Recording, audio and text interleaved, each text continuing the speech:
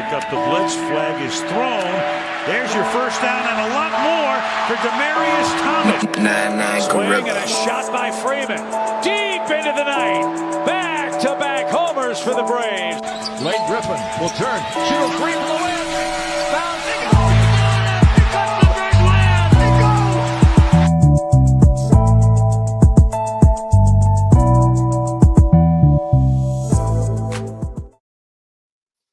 All right, good evening. It's Friday night. You know what that means. It's time for the number one sports podcast in the world. It's time for Sports for You.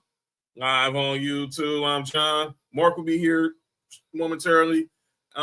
Nick Frey's on assignment. He'll be back with us next week. We're live on your TV screens and laptops and your desktops on X and YouTube. So make sure you hit the subscribe button for Sports for You podcast, Culture Clash Network, and Ballers and Briefs. Make sure you follow us on Instagram, X, and TikTok. And we're doing something special today on this Friday night. Usually Friday nights, do regular show, but we're doing a little something different. We're doing a watch along because obviously we have a game going on right now in Sao Paulo, Brazil. So we're starting the show a little earlier than usual. And we're in the second quarter of Chiefs versus the Chargers. The Chargers are up 10-0 right now with 9:27 left in the first half. Third down for the Chiefs. And we got a couple of guests here that's going to join us for this watch along. First off, we got my brother from the CCN family. Of course, you can catch him on JB versus the World and the Future Elite Four podcast, which is dropping real soon. And he is my brother. He's a Falcons fan, and he'll let you know it. And he ain't afraid to tell it. My brother JB is in the building. JB, what up? What's going on, Jay Watt? Thanks for having me.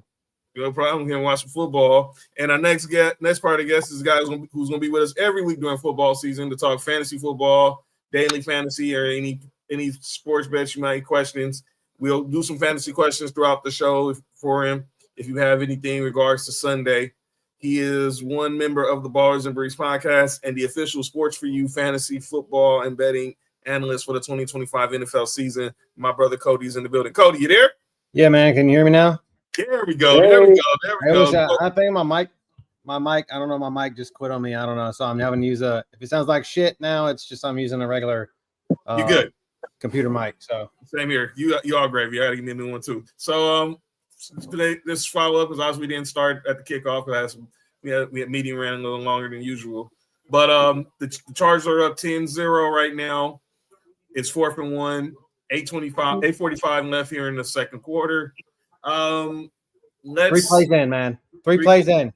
3 plays in. Let me get your thoughts, Cody. What have you saw from the first quarter? Obviously, the Chargers got the touchdown pass earlier to Quentin Johnson. They got a field goal, obviously, for Cameron Dicker. What have you seen from the Chargers that you like so far? Jim Harbaugh is not afraid to throw the football against the Chiefs. And that's been something that even you can hear that the announcers like Rich and Kurt talking about, like, this is afraid. They were like, oh, well, it's going to be a run. Justin Herbert is coming out here. He's winging it, man. He's winging it. It's right there. Kareem Hunt just got a first down. JB, what you make of what the Chargers have done so far? I pretty much follow what Cody said, man. They've been pretty fearless, been very aggressive, and the Chiefs have problems so far sustaining a rhythm. Like even right now, we see Pat Mahomes on the run, gonna have to scramble, and ate a nasty hit. But we got a flag on the play. But that play is pretty indicative of what the game has been. The Chiefs' offense seems to be out of sync. We just got a holding call. It's kind of hard to win games if you can't sustain offense. So let's talk about the reigning AFC champs.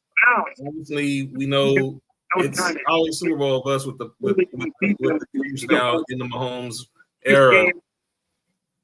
They're not going to have Rasheed Rice the first 6 games, obviously because of the suspension. We saw Xavier Worthy; he got banged up earlier, and now it's pretty much Hollywood Brown probably.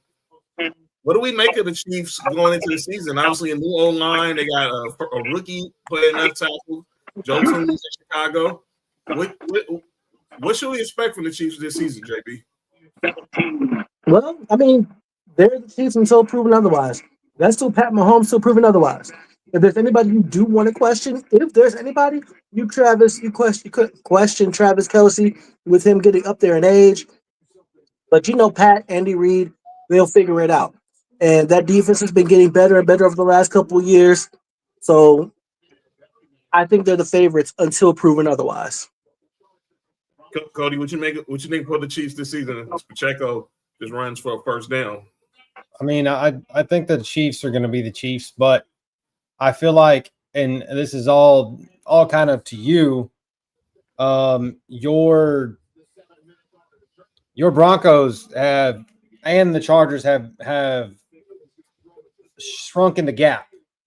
I feel like the AFC West, this kind of echo kind of what Chris Sims, and I don't ever agree with anything Chris Sims says, but he said it last night that this year could be the year that the Chiefs might not win the AFC West.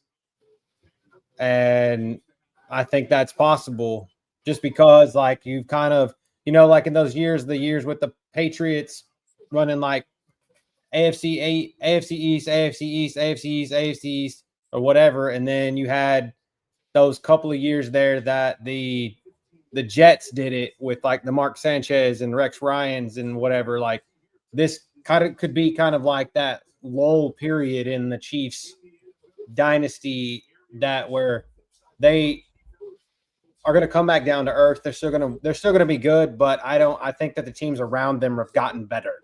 And like I said, your Broncos and the Chargers, I mean, it's arguably the best coaching division in football, in my opinion. Absolutely the best division in football right now. I don't think there's no argument there. So we're looking at this game right now. So obviously the Chiefs are moving. They're in the red zone right now, start and goal. Obviously, I'm going to talk about Justin Herbert.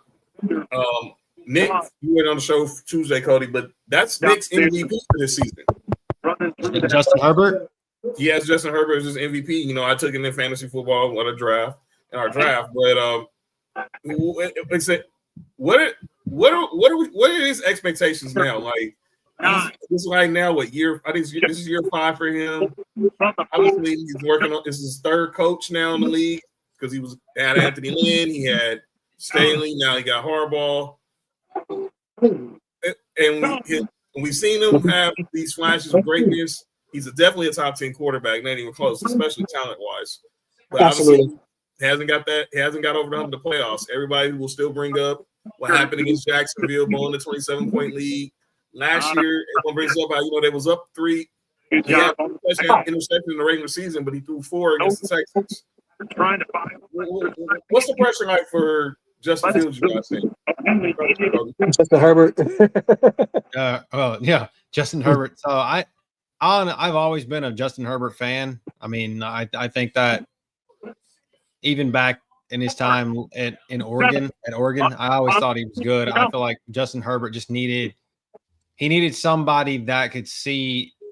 And I liked Anthony Lynn. But I felt like the what's his name? He had between what's his name? Staley's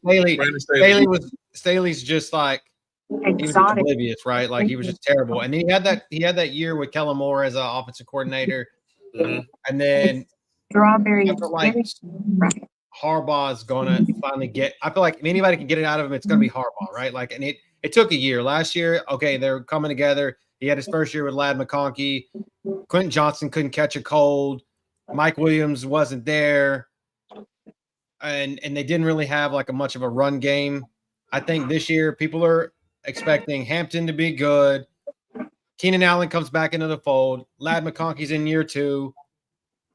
They have this second year with the Greg Roman offense, play action, get the ball down the field, run the ball. And I feel like that's going to work for Herbert because people forget the dude he's sneaky athletic. Dude is like what Aaron Rodgers was early on in Aaron Rodgers' career, like just can run up the field and get 10 or 12 yards if he wants to. It does because he's just big, tall dude, right? He's everything that we feel like that Trevor Lawrence should be, right? Like I feel like Justin Herbert is still that. And what's probably been Justin Herbert's problem is his health. His health has always kind of backfired on him when he needs it to be, and then he comes off of it, and he can't live up to the billing after that. So I think this year he doesn't really have an excuse anymore, I guess, is what I'm saying. Like I think he's going to do well, but he doesn't have an excuse anymore. What about you, JB? What's your expectation for Justin Herbert? Throughout the time I've watched him, going back to Oregon, the onus has always been the same with Justin Herbert. Big time player, big time arm, strengths in the big moments. He's never shown up when it's mattered. Regular season, if you want to for your fantasy team, hey, good on you. You're going to get great out of that. But January, either he's not going to go or he hasn't shown up at all. And that's been the onus on him. That's been his reputation. But also, at the same time, that's okay. Because that was the same thing what happened with Peyton Manning when he was in the league. He didn't win his first playoff game until he was 27. Matt Ryan didn't win his first playoff game until he was 28. So, like, it's not over for him, but he does have to prove those doubters wrong. But the ability's always been there. It's never been a question. Like Cody said, like last year, first year, with a lot of people, new coach, new scheme, also wide receiver issues. They happen to luck in the lab McConkey, who happened to show up and become viable for them. They bring Keenan Allen back, who's familiar, who can still ball, who had a down year, so people are going to sleep on him. Like, he has an opportunity in year 2 with this coach and this system, with more weapons, with an improved weapon set, rather. And in second year, Lab McConkey, Najee Harris, and Amarion Hampton to do something. Like, the loss of Rashawn Slater sucks, but they got Joe Alt, so that they lucked out in that regard. That right side might be a little bit vulnerable, but you can account for that. They're in pistol and shotgun most of the time anyway. But you can work around that. As long as they stay healthy and he stays healthy, they should be in the playoffs this year. This is a very good team, and he's a very good player. That's never been in doubt. Let's go there. Let's stay there with the Chargers. You brought up all that dish. Rashawn Slater. No one wants to lose their left tackle a month before the season, the season-ending injury. Obviously, the whole Najee Harris situation was just, come on there. You gotta say, you think like, come on, guy. But obviously, they draft Marion Hampton in the first round. They still got McConkey. They're bringing back Keenan Allen probably for a swan song. Cody, can they overcome a loss like Slater and obviously, and what is Najee Harris going to be in this offense? To me, because I think Amarion Hampton is going to be the number 1 running back. Get the ball back to the home. Right now, I think that Najee Harris is there. I mean, you've already seen it. They've run 3 running backs out there already tonight. I mean, you've seen Amarion Hampton got the first few snaps. He got, even though they said Najee was going to be number 1 tonight, and we've already seen Hassan Haskins, which to me, he's never going to go. Harbaugh's never going to let Haskins leave the fold at this point because he's a Michigan guy, and he had him at Michigan, and he knows what he's going to get from him.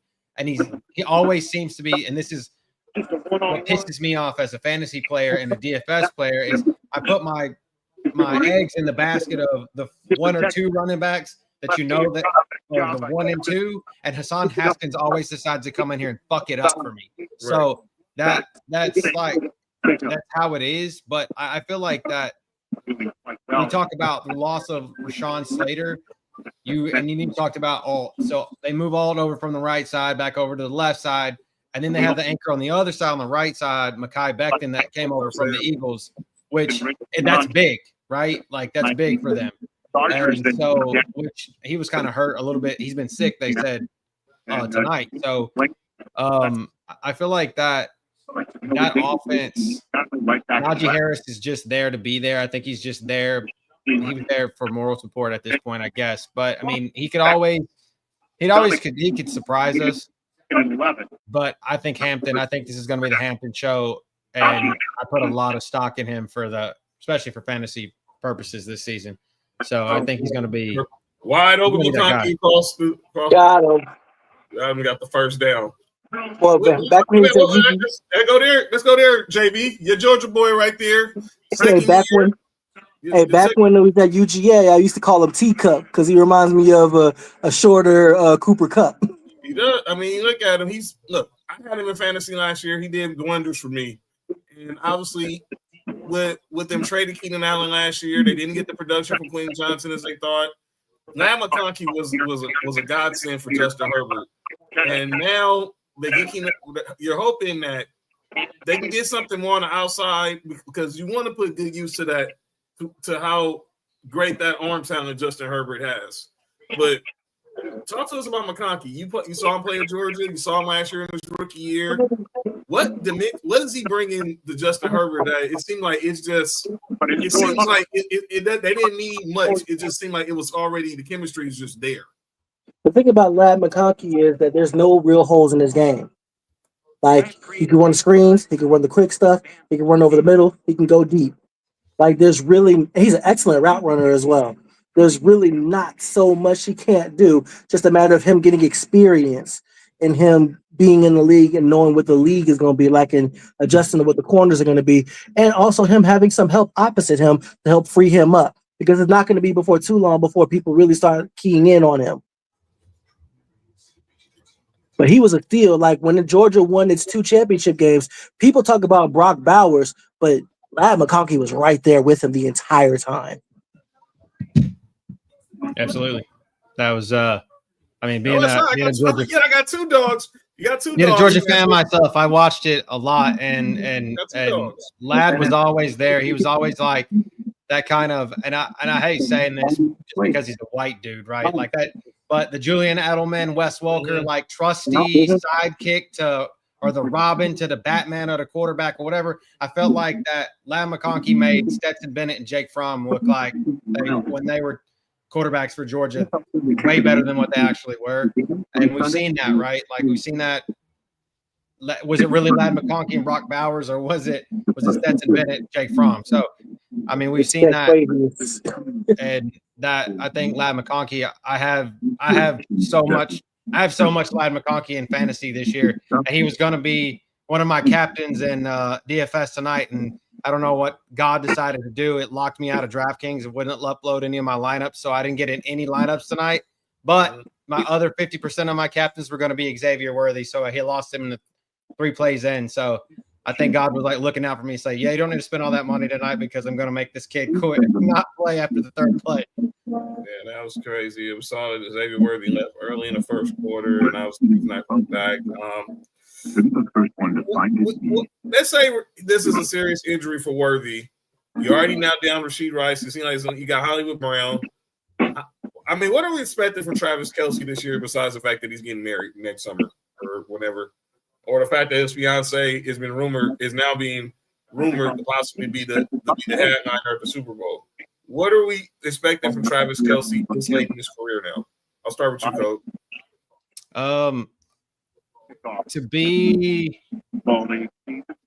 I think that he's going to be there. He's going to be like more or less like red zone type threat this season, I think. And I feel like there's going to be you're going to see a lot of Noah Gray instead of Travis Kelce. Travis Kelce's going to be out there.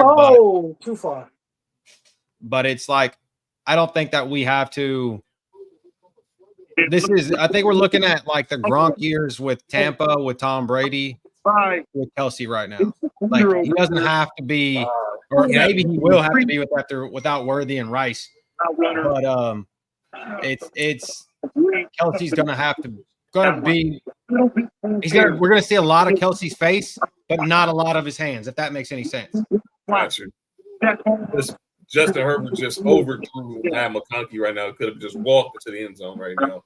2nd and 10 with that guy beat 4 left in the half.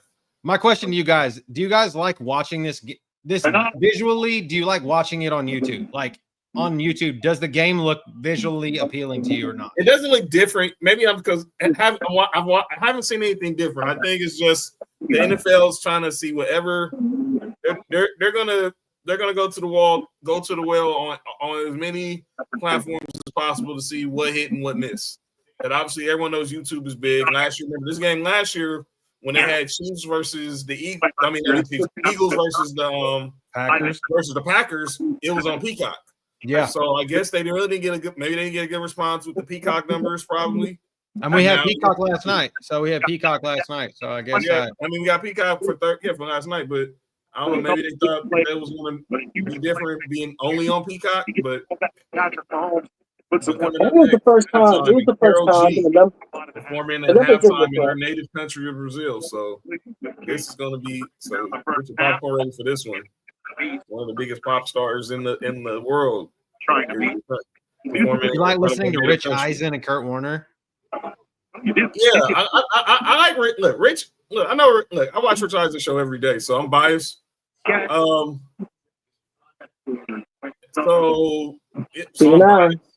But him and Kirk provide a dynamic. Because I guess maybe because they do NFL Network, they do a game day morning, so it seems like it's just the chemistry is always there with them too.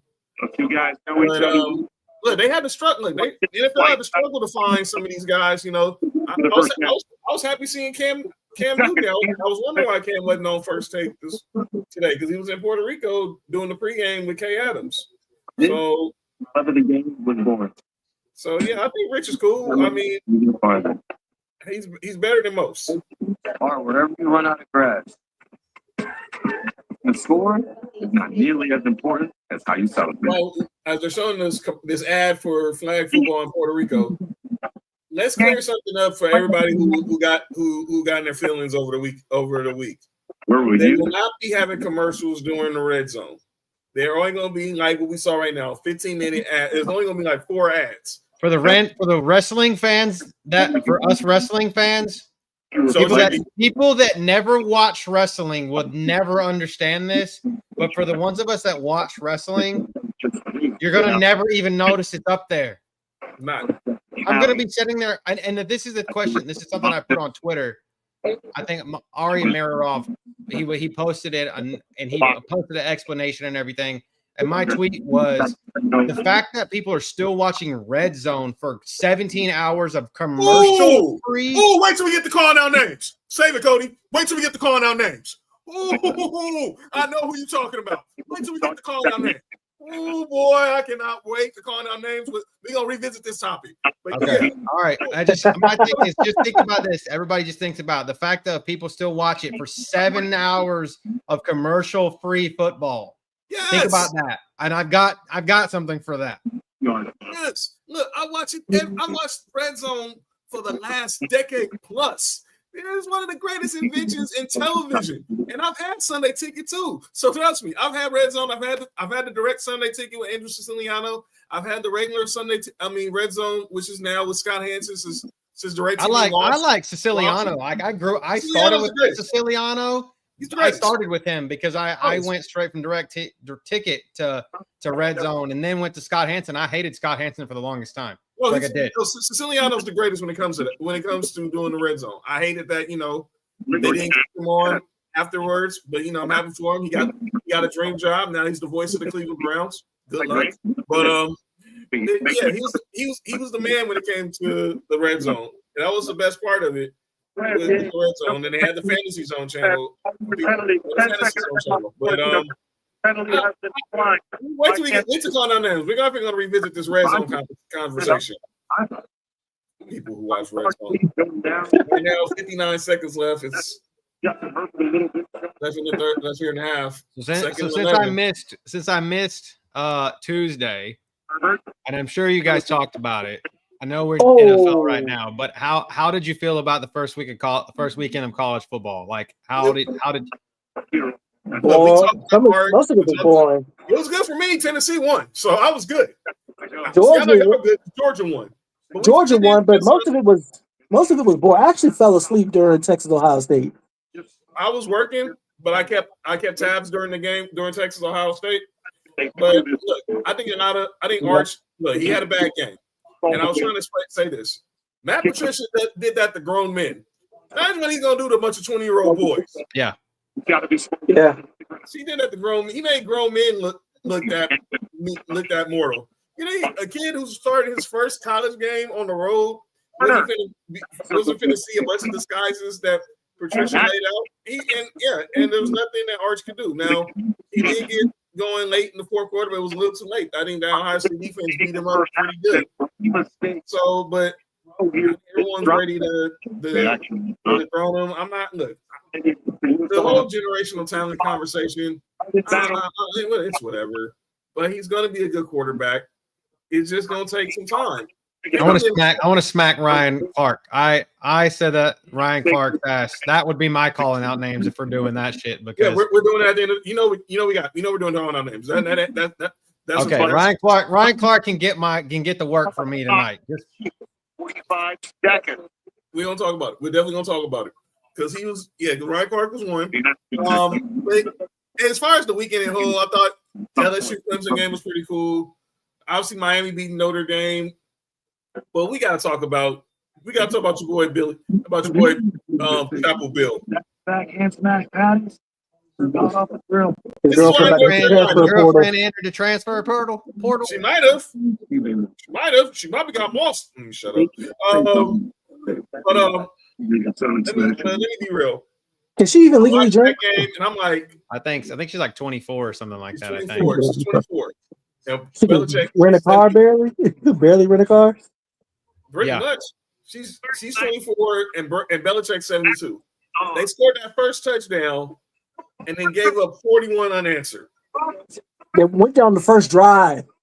First drive scored, and then the rest of the game not. But you know what though, Bill doesn't. I mean, they'll win. Like it'll turn it around. This team might be a 500, just a little bit over 500 or whatever. This is his first year. His and Lombardi's first year there.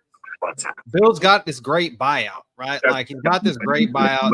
His contract says that his son gets the first kid.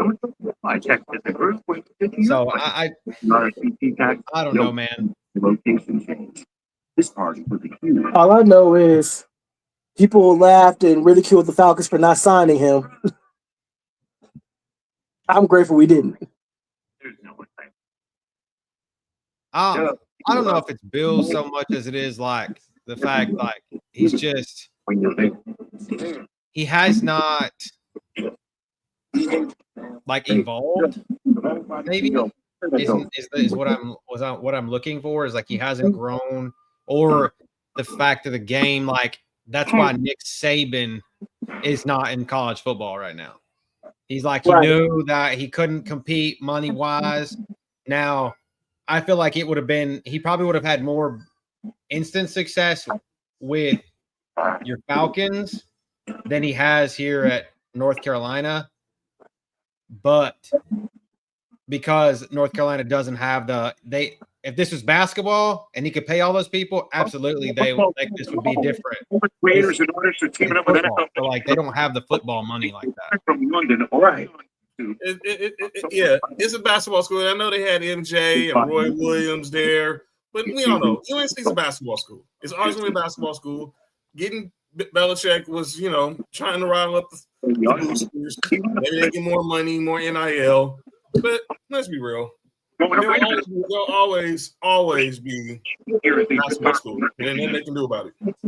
I mean, I can't name a total handful of North Carolina football players outside of Julius Peppers and Giovanni Bernard. Like that's in my head. Those are the two that stick out to me. And I'm blanking. Other than you cannot forget about the Falcons' great. Big throw. Got him. When you think about UNC football players, you cannot forget. You cannot. You gotta check it. You gotta clock it. There you go. When you talk about UNC football players, you also cannot forget Falcons great Algernon Darius Crumpler. Oh, Algie Crumpler. Yeah, I forgot he played at UNC. Well, I thought Algie Crumpler was someplace else. But yeah, good catch right there. And also Hakeem Butler. Fooled everybody. Hakeem Nicks went to North Carolina. Hakeem Nicks, that's what I'm thinking about. Hakeem Nicks. Hakeem Nicks went to North Carolina. Obviously, Lawrence Taylor. Lawrence Taylor would be the greatest player to come out of North Carolina. Yeah. Taylor, but that's it. I mean, Lawrence Taylor, Julius Peppers were probably the two greatest. Or probably when you think North Carolina, that's almost picked off. Probably the two names that I can also think of one, Mitchell Trubisky. Yeah. So, We that's the guy who got talk that's the about guy that. playing with And me. Sam Howell, too. There you go. There's your two quarterbacks from. Well, Drake 3 now because Drake may. Oh, yeah. Yeah. Also, Jeff Saturday That's right. Jeff Saturday did go to North Carolina. and Dre Bly. Drake Bly with the North Carolina? Dre Bly with the North Carolina. Drake Bly, former cornerback. That's a pull. Lions cornerback. 30 and 10, 17 seconds left. And they're driving. There they go. Timeout. Flag on the false start. This line has got to get in sync, man. This is gonna be what make or breaks the Chiefs this season. Is this O line gonna be it? Oh yeah, they'll figure it out. Yeah, Jawad Taylor's ass, the one that always gets the jump anyway. So respect that from a Gator. That's real. Expect that from a Gator. Except for Kyle Pitts. Well, what's he gonna do this year? Be a tight end too in fantasy. That's what he's gonna do. He's gonna win you a week. I think Kyle Pitts is going to do a lot better than he has in recent years. I'm not sure if he'll have the numbers that he had his rookie with Matt Ryan, but this is the first time in his entire career that he ended the season with a quarterback and going into a new season with the same guy. Mm. So he's had 6 quarterbacks his entire career, same like Drake London's had 5. But the fact of the matter is Drake London doesn't matter who the quarterback is, and he's still better than Kyle Pitts with a bad quarterback. That's the problem. Like I'm just like I'm dumbfounded because Drake London makes it doesn't really matter who the quarterback is. He even made what's his name? Oh boy, Desmond Ridder from Cincinnati look decent at times. At times. Oh my God. Well, what the hell? Let it get out of bounds. Did you get it? You got it off the top. Oh, he got it all. It's in there, Bucker. He'd have kicked it from 1 yard further. That's a 6-point fantasy score as opposed to 5 now. He's a shitty human being, but damn, he can kick. Cody, so going to halftime is 13-6. We'll take if you got any fantasy football questions for Cody, y'all can put them in the chat. Any DFS, any questions on any bets, y'all can put them in the chat for Cody. And he can obviously Tuesday. What was your Super Bowl pick? When we did the Super Bowl picks on Tuesday. But what if finished in the first half? Are we talking about 2 teams or are we talking about the winner? Both. So we'll work on that this half. They come out. Who's playing and who's winning? And 4 touchdowns instead of field goals on the. I haven't really put a whole lot of thought. How do you unlock this thing? We got time to Tuesday. So to give you a little update, so we gave our picks for the Super Bowl. So those who missed the show on Tuesday, we all gave our picks. And shout out to Tanisha from Main Event Mamas and of course my man Antonio Ricone for joining us. But I got Eagles. I got the Bills beating the Eagles. Nick has the Ravens over the Lions. Mark has the Bills over the Niners. Our boy Tony has the Rams over the Ravens, and then Tanisha, being the homer as she is, he has the Jaguars over the Rams. That's crazy. The Jaguars over who? She's the Jaguars fan. She was speaking only with her heart. Over the Rams, though, Code. The Rams? So we're getting ready for the Rising Halftime Show with Carol G, live in Brazil. How do y'all feel about these international games, though? I like the other than the ones that are like super early in the morning because I don't get up to watch those. Philly Mike is in the chat. He says breaking news: the NFL has suspended Eagle. No, that ain't. Has suspended for the remainder. There's no way.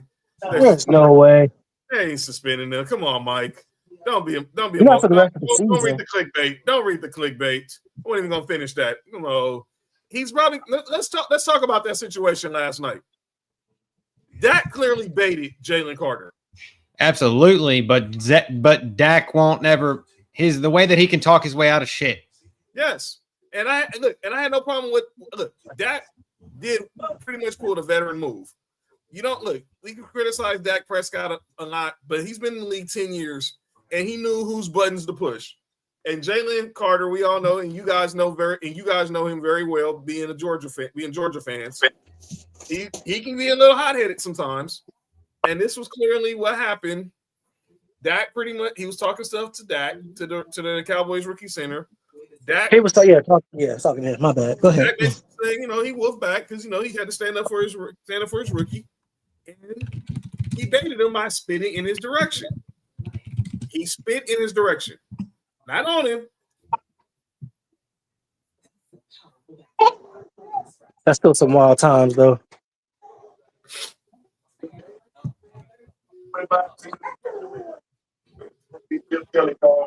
So I don't understand. No.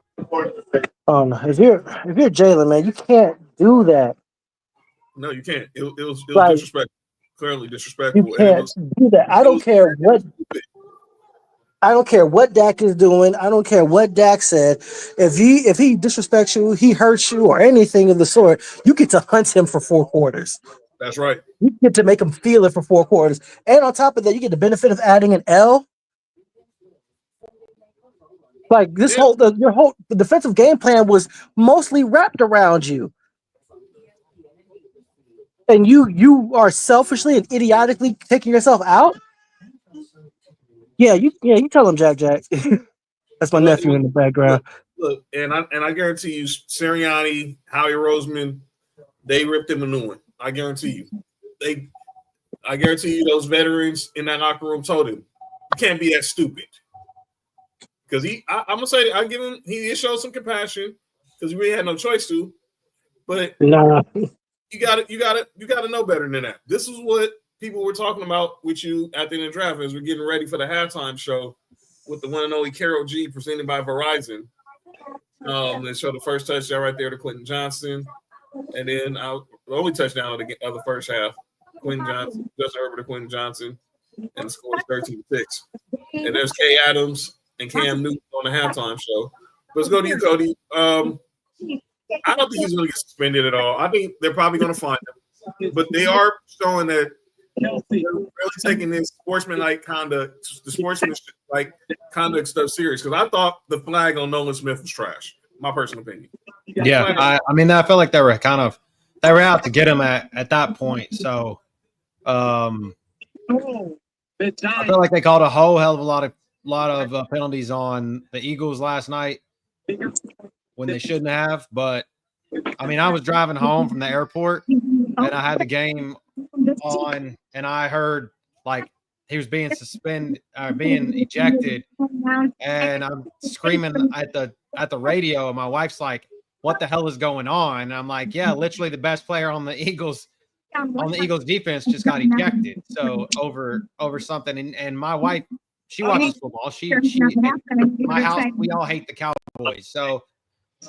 So she's like, I bet Dak did something to make him do that, because why would he have just done something stupid like that to get himself ejected? Well, during the rain delay, we see what Dak did, and I was like, yeah, that was totally like mind games. It's literally some Triple H 2003 type cerebral assassin like mind games that he just played with Jalen Carter, and he baited him into spitting on him, and now Jalen Carter already is maybe got a kind of a target on his back as being what happened back at Georgia.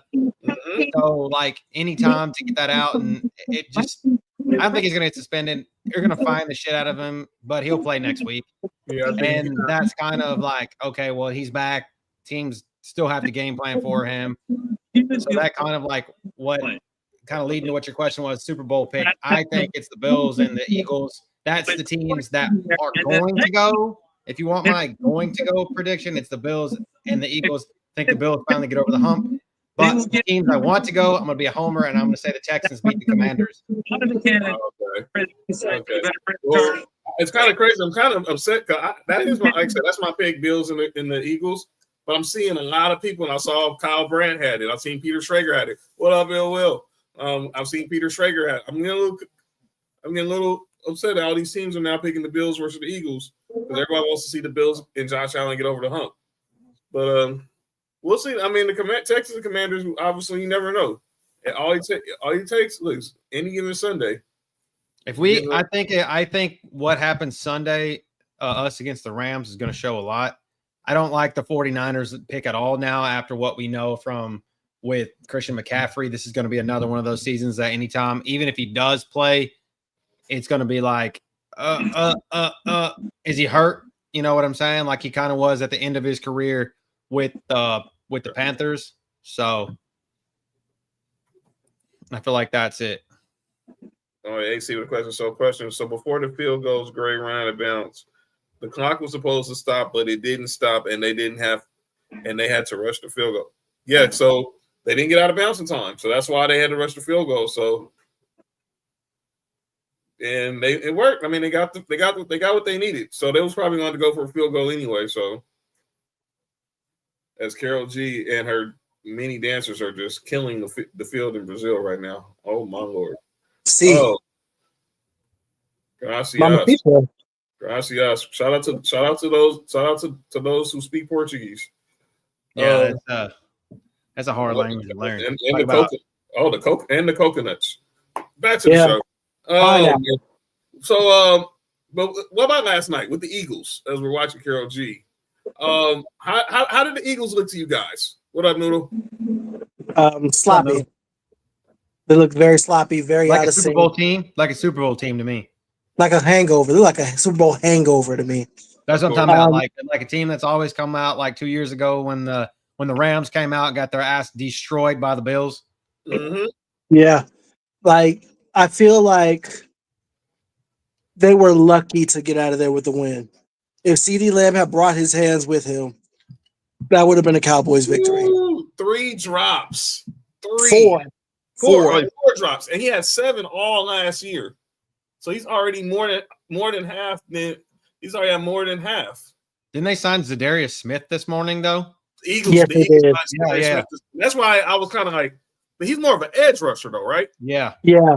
I was like, okay. But that's depth rotation in there for Nolan Smith and they lost Bryce Huff in the free agency. Right? Yeah, they lost a lot of depth. AC said, "What's the point of having AJ? It's the same thing as last year." Well, I want to tell you on this. I do not like AJ Brown. I will be the first person to tell you that. And I think he's going to go. This is going to be the same thing that happened when they lost Shane Steichen. I think Ryan Clark said it, or I think Orlowski said it this morning. This is going to be the blues of the Eagles keep losing these coordinators because obviously he didn't have only 3-16 for Devontae Smith, 1-8 for AJ Brown. Obviously, the big play went to Jahan Dotson was probably the biggest play, and obviously they were just running. Receptions went to Goddard. Yeah, so this new offensive coordinator, I forget his name. He's got work head out for him because he's gonna have to try to get these guys bought in and get the offense under control. But I feel like Hurts, he stayed in the pocket a lot last night. I mean, he only ran when he needed to, right? Right. He didn't run scared. He didn't run like he was running for his life or the offensive line being what he does. He stood in there and winged it when he had the chance, but it just felt like the momentum kind of shifted a lot. When they lost Carter, it kind of took things off. And then after the rain delay, the game was just unbearable after that. So yeah. So even trying to play through that though. Yeah, it's I don't know, man. It just Jalen Hurts. Like, I've been called a hater. Like, I don't think he's an elite quarterback. You got to save space, JB. You got to save space here. Say your theory. Say your point. You got to save space here. I don't think he's an elite quarterback. I don't think he's top 10. He's not. I think he's top 12, 15-ish. Right. That's not a negative take. That's accurate. And I don't think that's a bad thing. I think people conflate what they think about him as a person with him as a player. Like, he only had one pass last night of more than 10 yards. Every other pass was under. Like, that's kind of insane to think about, that all you're doing is like throwing short to intermediate routes. You're not taking any shots, and you have the talent that you have around you. And sure, you can talk about coordinators and stuff all the live long day, but it's you're playing safe. That's right. You're preaching to the choir, JB. Look, we had the show when we did the NFC East 2 days, and me and Mark almost walked off the set when Miami, can't say his name now, but basically saying that Jalen Hurts was better, that he would take Jalen Hurts over Joe Burrow and Josh Allen. And I was like, then, and we was What? like, Sorry. I'm like, what game are you watching? We're like, no, like even my boy, even KC said it. Cody, I was like, what are we talking about here? I'm not taking you're not taking Jalen Hurts over no Josh Allen or no Joe Burrow. You're not taking him over Mahomes. You're not taking him over Lamar. You're not taking him over Matthew Stafford. You're not taking him over Justin Herbert. What are we talking about? You're not taking him over Stafford. You're not taking him over Goff. You're not taking him over. I mean, you're not taking him over Baker. I will say that Jalen Hurts, when he's at his best, and that's like the Super Bowl, right? Like the Super Bowl was best Jalen Hurts. Mm-hmm. He's top. I think he's top 5 at that point. But like regular season, when the game all depends on how the game's going around him, if that makes any sense. So like talent wise, he's got a great set of wheels, and he can push the pile, and the tush push and all of this kind of stuff works, right? The traits. Those are good and fine and dandy, but like I don't know if Jalen Hurts, if you put him with the Browns, if he's no, he doesn't. Even if you put him at the with the Dolphins, like put him with the Dolphins, like with Tua, he's Tua at best, right? So like that's what I'm saying. Like I still think I'll be a homer. I still think CJ's better than him. I think Goff's better than him. Obviously, we know Josh Allen, Patrick Mahomes, Lamar, that's 5 already better than him. I think Stafford's better than him. That's 6. Hell, we might even see a shitty 42-year-old Aaron Rodgers with a different team be better than him. I don't know that, but I'm saying there's 6 for sure. We Joe can Burrow, see 7. I forgot Joe Burrow, 7. And Baker. Herbert, maybe 8. And Baker. Trevor Lawrence with Duval could be better than him. We could finally get the Trevor Lawrence that I went out on a limb for and bet my whole fantasy career on 2 years ago, and he shit the bed. But Boy, I'm sorry. You got me last year. You got me last year, Cody. You got me last year. Hey, real quick, I want to pivot right quick because we're all wrestling fans here. We know next Friday night is Worlds Collide going down in Vegas with NXT and AAA. I'm not watching SmackDown right now because I'm on the West, but I just saw the card. They just updated the card for AAA, and I'm gonna get y'all thoughts on this. They're doing a number 1 contenders match with the AAA Reina del Reina's title, where Fabi Apache is going to take on Natalia, which we'll expect is going to be Natty. We got it's gotta be Natty. And Mr. Iguana taking on Finn Balor and Roxanne Perez. Iguana, man, you got to get yourself in trouble, man. What are you doing? This fatal 4-way match for the Latin American title is going to be obviously El Hijo del Dr. Wagner Jr., Dragon Lee, JD McDonough, and Ethan Page. And then, of course, in the main event, the Mega Championship, El Hijo de Vikingo versus Nessa's favorite person in the world, Dirty Dominic Mysterio. And an appearance by Penta. Dominic Dos Straps is coming.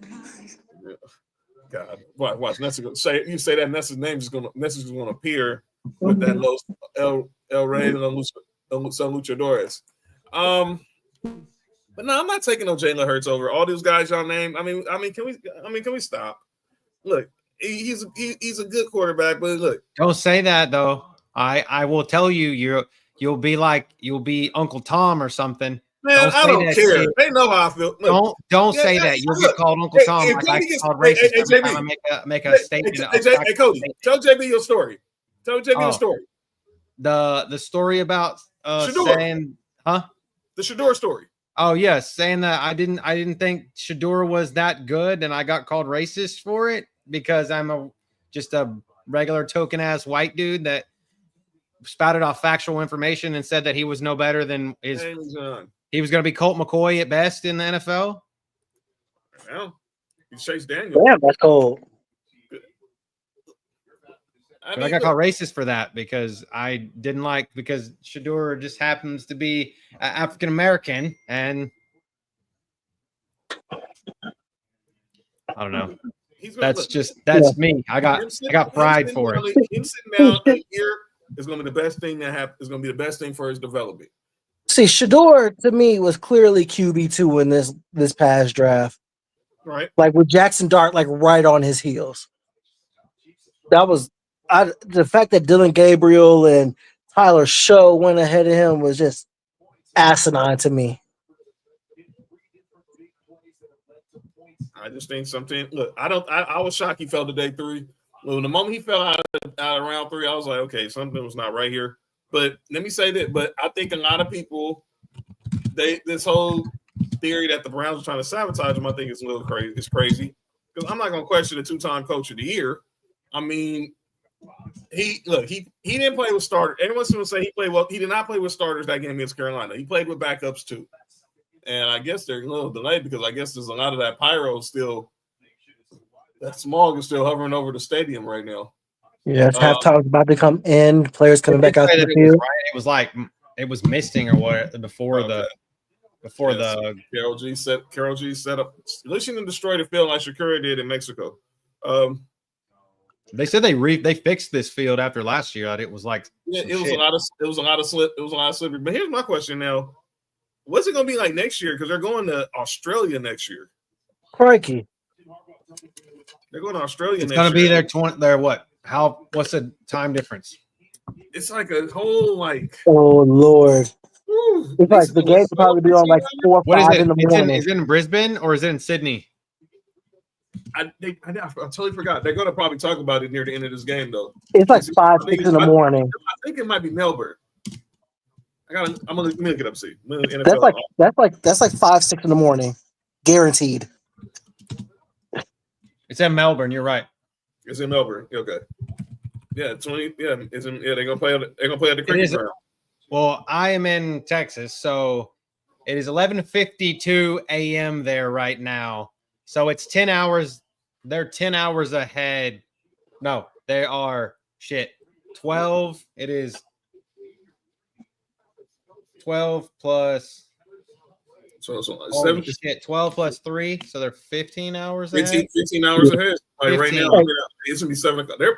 I'm about to switch phones. I'll be right back. All right, go ahead, Jimmy. But yeah, we're gonna so Gabe, we're gonna kick off the second half. It's like you see the mist is coming into the camera. See how we go. The Chargers start the ball the second half, and here we go. Who you got winning this game, Cody? I did pick. I did do a. Who did I pick for this game? I think we all did. I had I think Nick picked the Chargers, and Nick was the only one out of all of us except our actually would have Chargers. Would have picked. Well, I would have picked last night. I would have picked Philly. I can retroactively say that I was always going to pick Philly. We all picked Philly. So I would have went with the Chargers because I hate the Chiefs. So like I would have just strategically went with the Chargers. I'm sure you guys already picked all the other games. Yeah, we got. I forgot if y'all did that on Tuesday or Friday. I forgot. Yeah, we do it Tuesday because we do try to get the Thursday game. We do try to get the Thursday game in. And next Thursday, the first. I can give you since JB's not here right now. I can give you my picks for the week really quick. All right, let me go ahead and get my paper. I got my paper and get the pen out. All right. So you tell me which game you want me to start with, and I can go from there. Or I can just rail them off. We go in order. Just go in order. Go in order from the schedule. How's on a? So we all know everybody was picking Eagles, so we'll give you that. I'll give you the Eagles. Yeah. And then the Chargers I would have picked the Chargers for sure here. All right. So the next game is probably what? What's the first game you see? The first game I see is Bucks Falcons. Yeah, that's it. That's not pro shade. I'll give you the schedule. I'm gonna run it off like this. Okay. Cardinals, Saints. I'm taking the Cards. All right. You know the rules, Cody. You know how we do this. Oh, Edgerrin James. All right. You know how we do this. Okay. Dolphins, Colts. Alindo Mare. Oh wow, you picked the Dolphins? Yeah, over the Colts. Yeah, for sure. Yeah. How do you feel about that situation with obviously they're going Daniel Jones? Incomplete pass, right? It's another. I want them to lose. Not that I don't feel like. I mean, it's a 1.5 point ball game, and it's actually a 46.5 point total. which would be a game I would like to favor in fantasy this week. So that's something we can talk about later. And the moment you said Dolphins, look who appeared in the chat. She knew exactly who I was coming. Yeah, like I'm going to Lindo Mar right here. Like Joe Hendry. All right, Raiders, Patriots. Pete Carroll's first game as the coach of the Raiders back in his old camping grounds. Teddy Bruschi. All right, going Pats. In Foxborough. In Foxborough, they're -2.5. And I feel like that Pete Carroll's return to Foxborough, it might not be the greatest. Most people forget that he coached the Patriots before Bill Belichick. That's right. And the Jets. And good coverage right there on the punt return. We got the quarterback bowl, I call this game. Steelers, Jets. Obviously, Aaron Rodgers returned to MetLife against the former Steelers quarterback, Justin Fields. Ryan Shazier. All right, got the Steelers right there. He was a baller too for that injury. NFC East showdown. We got the Commanders and the Giants in the nation's capital. Gotta think. I'm trying to pull one deep out of the bag here. Mm-hmm. By the way, Jackson Dart, number 2 quarterback now on the Giants depth chart. Yeah, still should be number 1. He should be number 1. Shouldn't have started Russ. He'll be. It's just a matter of time. Week 7, probably. I think. I'm gonna go.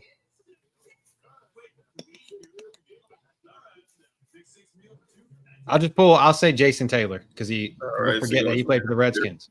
By the way, his Hall of Fame speech, he said Redskins, Dan Snyder. Well, he only had like 6 sacks when he was there. He stole a lot of money. Sorry. The old school expansion. I met him once, Jason Taylor, at Disney. It was weird. Crazy. I had no idea that he was married. He was married to Zach Thomas' sister. And then Panthers, Jaguars in Duval. The Jags -3.5. I think the Panthers cover, but I think the Jags win. So I'm going to go with Keenan McCardell. Actually, shout out to Kyle Brady. Kyle Brady, wow, that's Kyle right. Brady. I went to law school with Kyle Brady. You went what? I went to law school with Kyle Brady. You serious? Yeah, we went to law school together. So this was after he played because he was he in law? Was he ever studying law when he was at Penn State, or this is like? No, I mean this was after Penn State. So this was after his NFL career. He was an old man. Yeah, because I was 23 and he was like in his late 30s. Wow! Shout out to Kyle Brady. Did I know he was a lawyer studying law? Yeah, actually, and then I worked at a bank, and his law firm was downstairs in the building, same building. Crazy, small world. Yes, it is. All right, next game is the Battle of Ohio. Bengals, Browns in Cleveland. Bengals -5.5. There's a guy, Chris Collinsworth. Yeah, shout out to Chris Collinsworth. That's another high-scoring ball game that we could talk about for fantasy. 48.5 points. Yes, I see that. That's the total right now. JB we know who JB would be picking in this game, but we got Buccaneers, Falcons, and ATLs. Mahomes scrambles, gets the first down, takes a hit. Nice smack though. Took a good hit. His over was like 17.5 rushing yards. He probably get that. He could definitely get that because he's on a. I think he's got it already. That was a hit stick right there. That was a clean hit too, though. Yeah, it was. Was that Gilman that hit him? It was. Is it OA or? I think not Lynn Gilman. There we go. 1st and 10 on their own 30. There's Chicheco nowhere. We got a flag on the play. The face mask. Yes. Handily. That was holding. Another holding. It says 74, and that's always Jawan Taylor. Yep. Talking about wasting money. But back to this game. Back to Falcons, Buccaneers, Cody. Work. Oh, I was about to say work done, but you wouldn't be like, which work done? Which one? Which one? Let me go Steve Young. Steve Young, so going Buccaneers. So yeah, in his early years. All right. Speaking of Steve Young, his other former team, the 49ers, they're in Seattle. Sam Darnold's debut as a Seahawk as a sidearmer sidearmed it. So you got Seattle 49ers and Seahawks from Seattle with the Niners minus 1.5. 3:05 kickoff. 4:05 kickoff. 4:05 kickoff. Shit.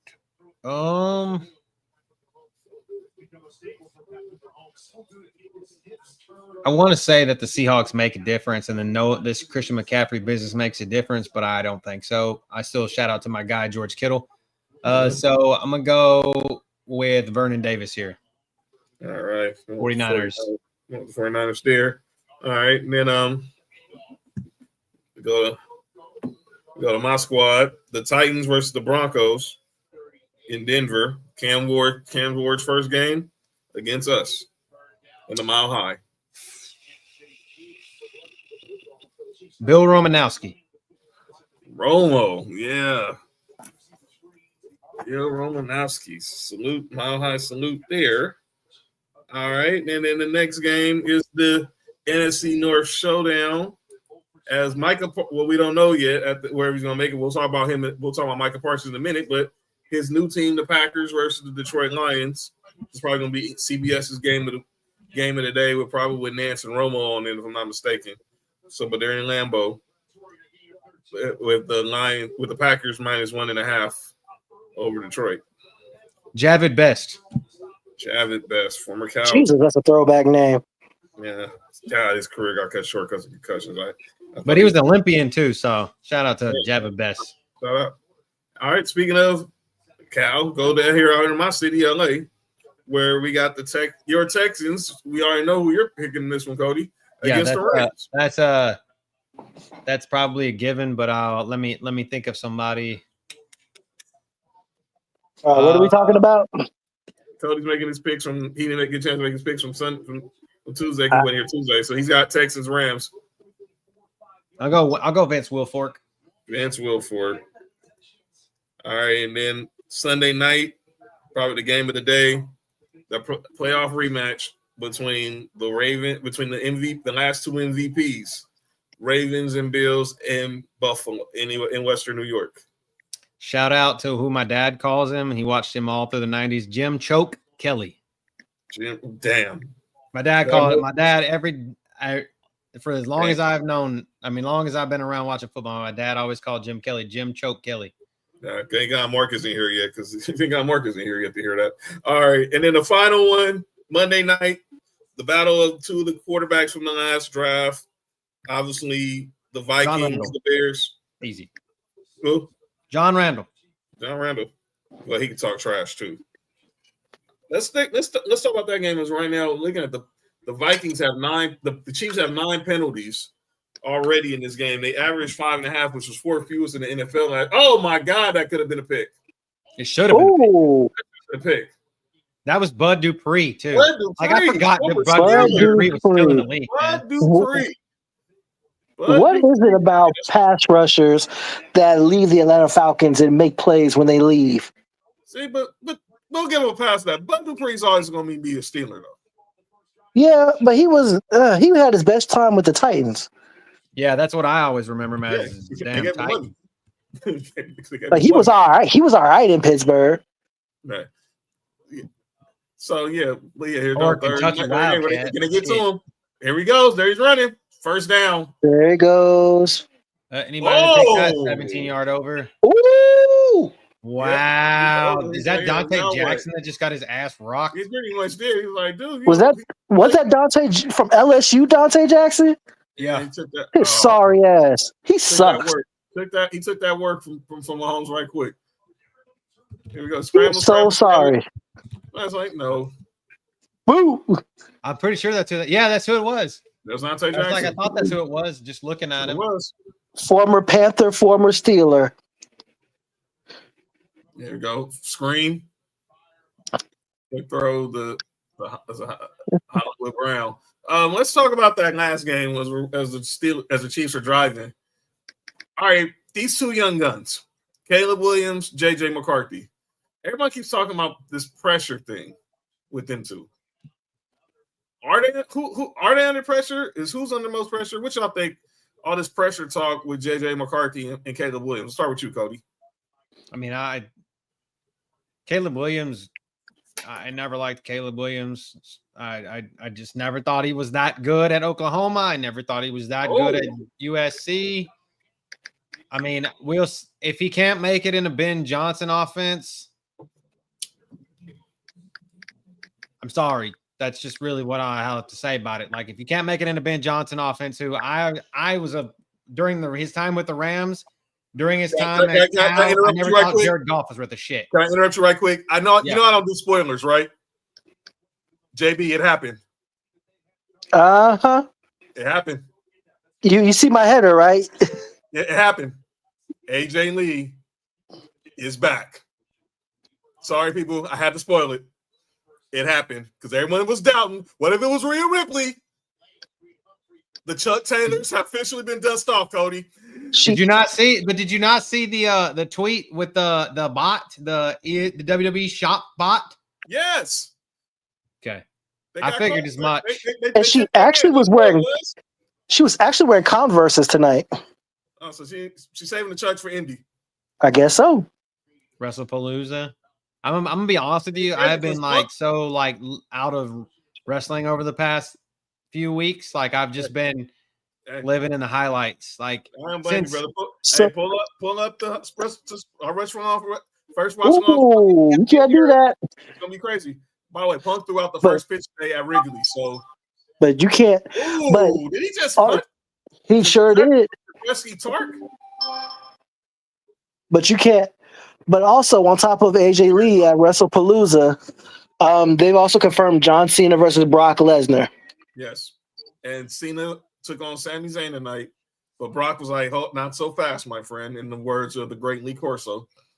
And it's now official. So I'm saying we now know all of Cena's dates now. Tonight was his final SmackDown.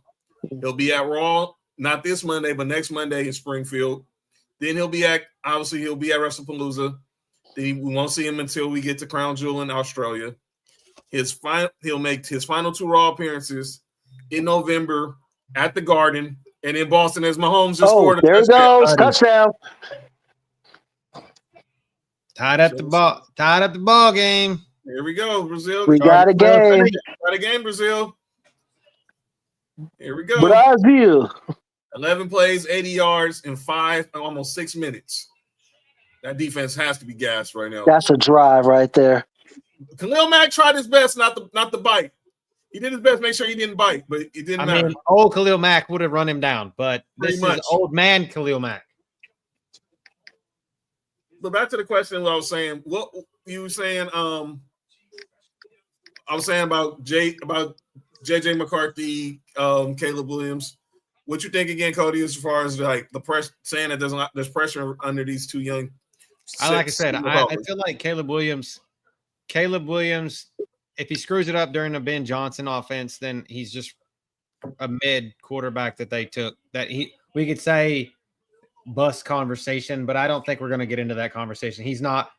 He will get the Trevor Lawrence treatment. Mm-hmm. He'll get time, and I think Ben Johnson will get time. I don't think he's under pressure. JJ McCarthy, I don't necessarily think he's under pressure either, because this is like literally his rookie year, because he lost it last year. And I think KOC is gonna make sure that JJ McCarthy's kind of put in the best position to excel, right? I mean, he's got, people will argue, the best, if not the best wide receiver, top 3 wide receiver, maybe top 2 wide receiver in Jeddah in the league. So I don't feel like they're under pressure. I don't think either one of them are winning the division. Mm-hmm. I don't. And I think both of them, possibly this could be that weird division in the NFC that all of the teams, or 3 of the teams, could be playoff teams. Like, we could see that shit. Like, we've seen it before. So I think that could happen. What about this? Are people going to? I'll go to you now, JB. God dang it. Dang Dodgers, man. Chargers lost again. JB, what do you think of this conversation about possibly pressure on either Caleb Williams or JJ McCarthy? It's definitely on Caleb. He's the number one overall pick. He's the guy that they call the generational talent. He's the one that was heralded coming out of USC. He was the number one overall pick in when it was his freshman, sophomore year in college already. Like even though whatever. The point is, he's the one with all the pressure. He's the one with all the hype. He's the one with all the expectations.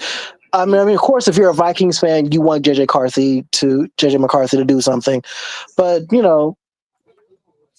it is what it is on that front. But he can boom and he could bust. Of course, he had a year, due to the injury that he missed.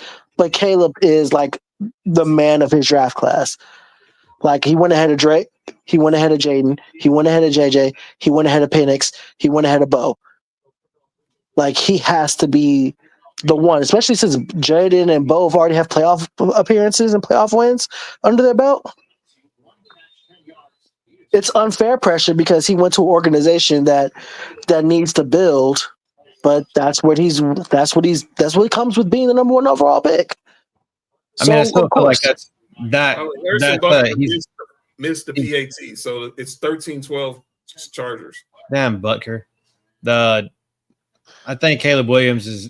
I mean, I think he gets Bryce Young at worst. Like, I think he gets the Bryce Young treatment at worst. Literally, like, and not to shit on your comment because JB, but think about it like this: Bryce Young was drafted number one overall, and what did CJ Stroud do? Went to the playoffs, and where's Bryce Young? Still there, third coach. And I'm just saying, like, I feel like Caleb, we're not in that place now in the NFL where we're putting pressure on them, but we're not dumping first number one overall picks like we would have, like these old school coaches would have done 3 or 4 or 5, 10, maybe 6, 10 years ago. Like we are now. We're like, okay, we're married to this dude at least for 3 years, maybe 4 if we decide to pick up a 5th-year option. I don't see like organizations doing that besides the freaking Browns. Like it's just, I just don't at this point. Of course. The Bears are so starved. The Bears are so starved for a quarterback to throw for 4,000 yards in there that it's not. They really are, Tig. They really are, Tig. As Mark is walking into the studio. I'm scoot over right quick. Oh, and down goes Oh my God, he got ate up. Pause. Drew Tranquil on the. But to follow up what you said, Cody, yeah, you as a number one overall pick, that you're supposed to be a tide turning player. Like if a franchise is doing bad, you go number one overall. The expectation is that you're supposed to turn the fortunes of the franchise around. And you're right. Like CJ Stroud has outdone Bryce Young to this point. And we're looking at Bryce sideways because of it still. Well, not because of CJ, but because he hasn't performed. Yeah. And we don't know what Bryce is going to be, and we're going into year 3. Like he got benched for a few games, came back due to injury, and people laud. Oh, good pass. People laud what Bryce has done coming off the bench, but he still has a losing record, even coming off the bench. Like he's performed better, sure, but the team hasn't won anything. They haven't proven anything. Yeah, no, I get you. I agree. But I just don't. I don't put a whole lot of stock in the Bears to put a whole lot of pressure on Caleb Williams to try to pressure him out the door. This is the team that drafted, and I hate Deshaun Watson. I mean, I'm a Texans fan. I hated when we drafted him. I hated him like at the end when he did all this bullshit at the end, and to this day, like it's crazy. But the Bears are the team that drafted Mitchell Trubisky over Deshaun Watson and Patrick Mahomes. So yeah, and then ran with Mitchell Trubisky for 4 seasons. So Trubisky was a swing, but everybody was looking at Caleb Williams as the generational talent. And I hate that label. I hate that term so much because I think we throw it around too much. I think there's been like, in my personal opinion, been like 3 generational talent quarterbacks that we thought were going to be generational talent quarterbacks come out in the last 20 years. So I feel like I hate that term too. Like, and the people that are generational talents coming out either bombed out or had careers where they got the shit beat out of them, i.e. Andrew Luck, who was a generational talent. Andrew Luck was a generational talent, and he got his ass beat up to where he had to retire. So, and then you have Trevor Lawrence, who we thought was going to be the next best generational talent, and he's done nothing with it. So I agree. I hate that term. I hate that term too. And man, if we talk about generational, I literally think it's Andrew Luck, Peyton Manning, Michael Vick in the last 20 years. I think it's those three. So, give me your thoughts. Let's start with you, JB. What are your thoughts? What are your expectations for Ben Johnson in his first year as the head coach? I think that that offense it might take a little while for them to get right, but I think by the season's end, like that offense should look like something. Ain't no telling what that defense is gonna look like. They got my boy Grady over there in the middle, who still got some left in the tank. Sad that he's gone from us, but it's the Bears, so it's just. Do we ever really know with them? Do we ever really know? Cody, what up with it? We don't know, so that's why we're trying to figure out is Ben Johnson. We haven't seen. We've seen what he's done as a play caller, as a coordinator, but now he's going to be a play caller as a head coach. They got Dennis Allen ran the defense, but Cody, I mean, what is a realistic, successful season for Ben Johnson in year one as a head coach? 9-8. I mean, that's just me being honest. I mean, that division? I'm saying that's successful. A successful, like, just that division, like, because I'm about to look at. I was looking at their schedule earlier, and I had it. Now I'm gonna look at it, pull it back up because.